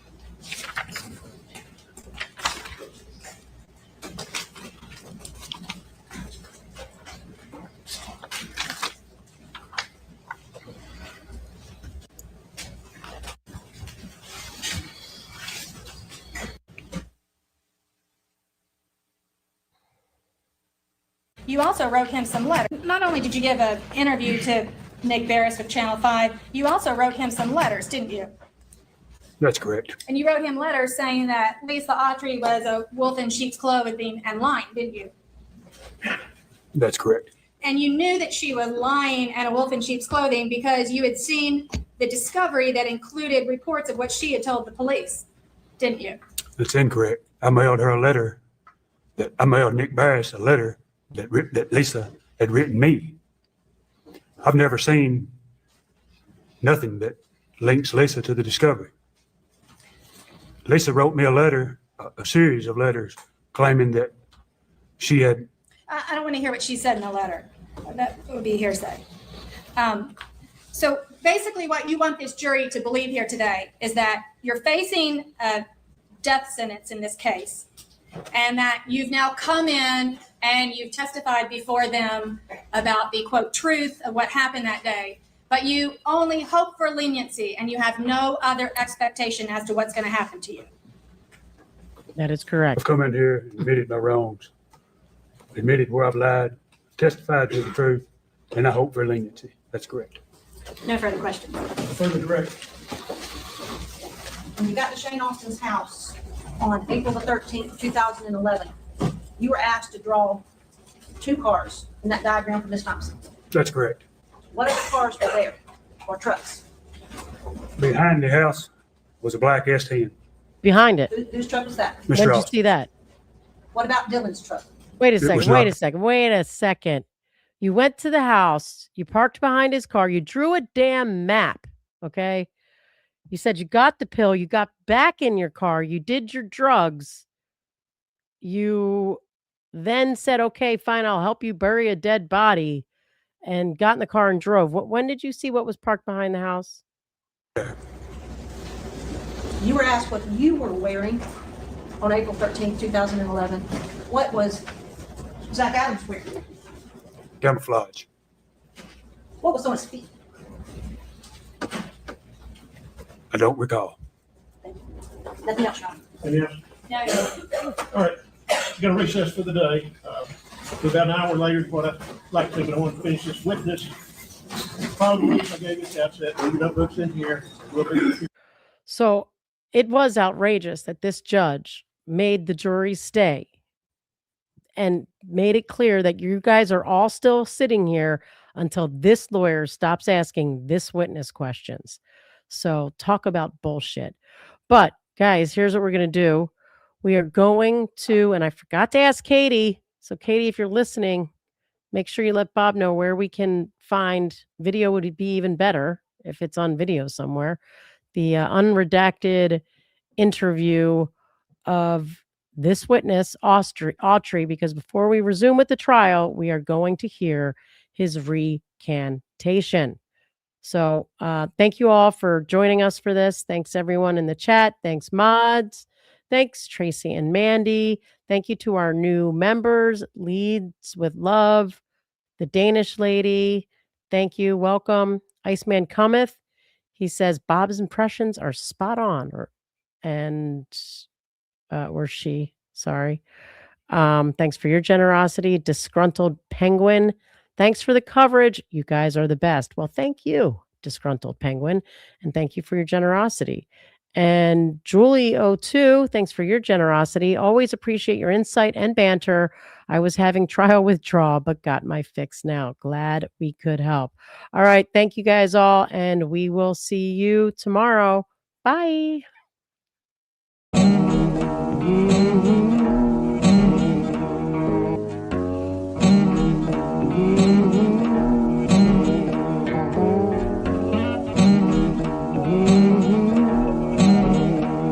Hudson.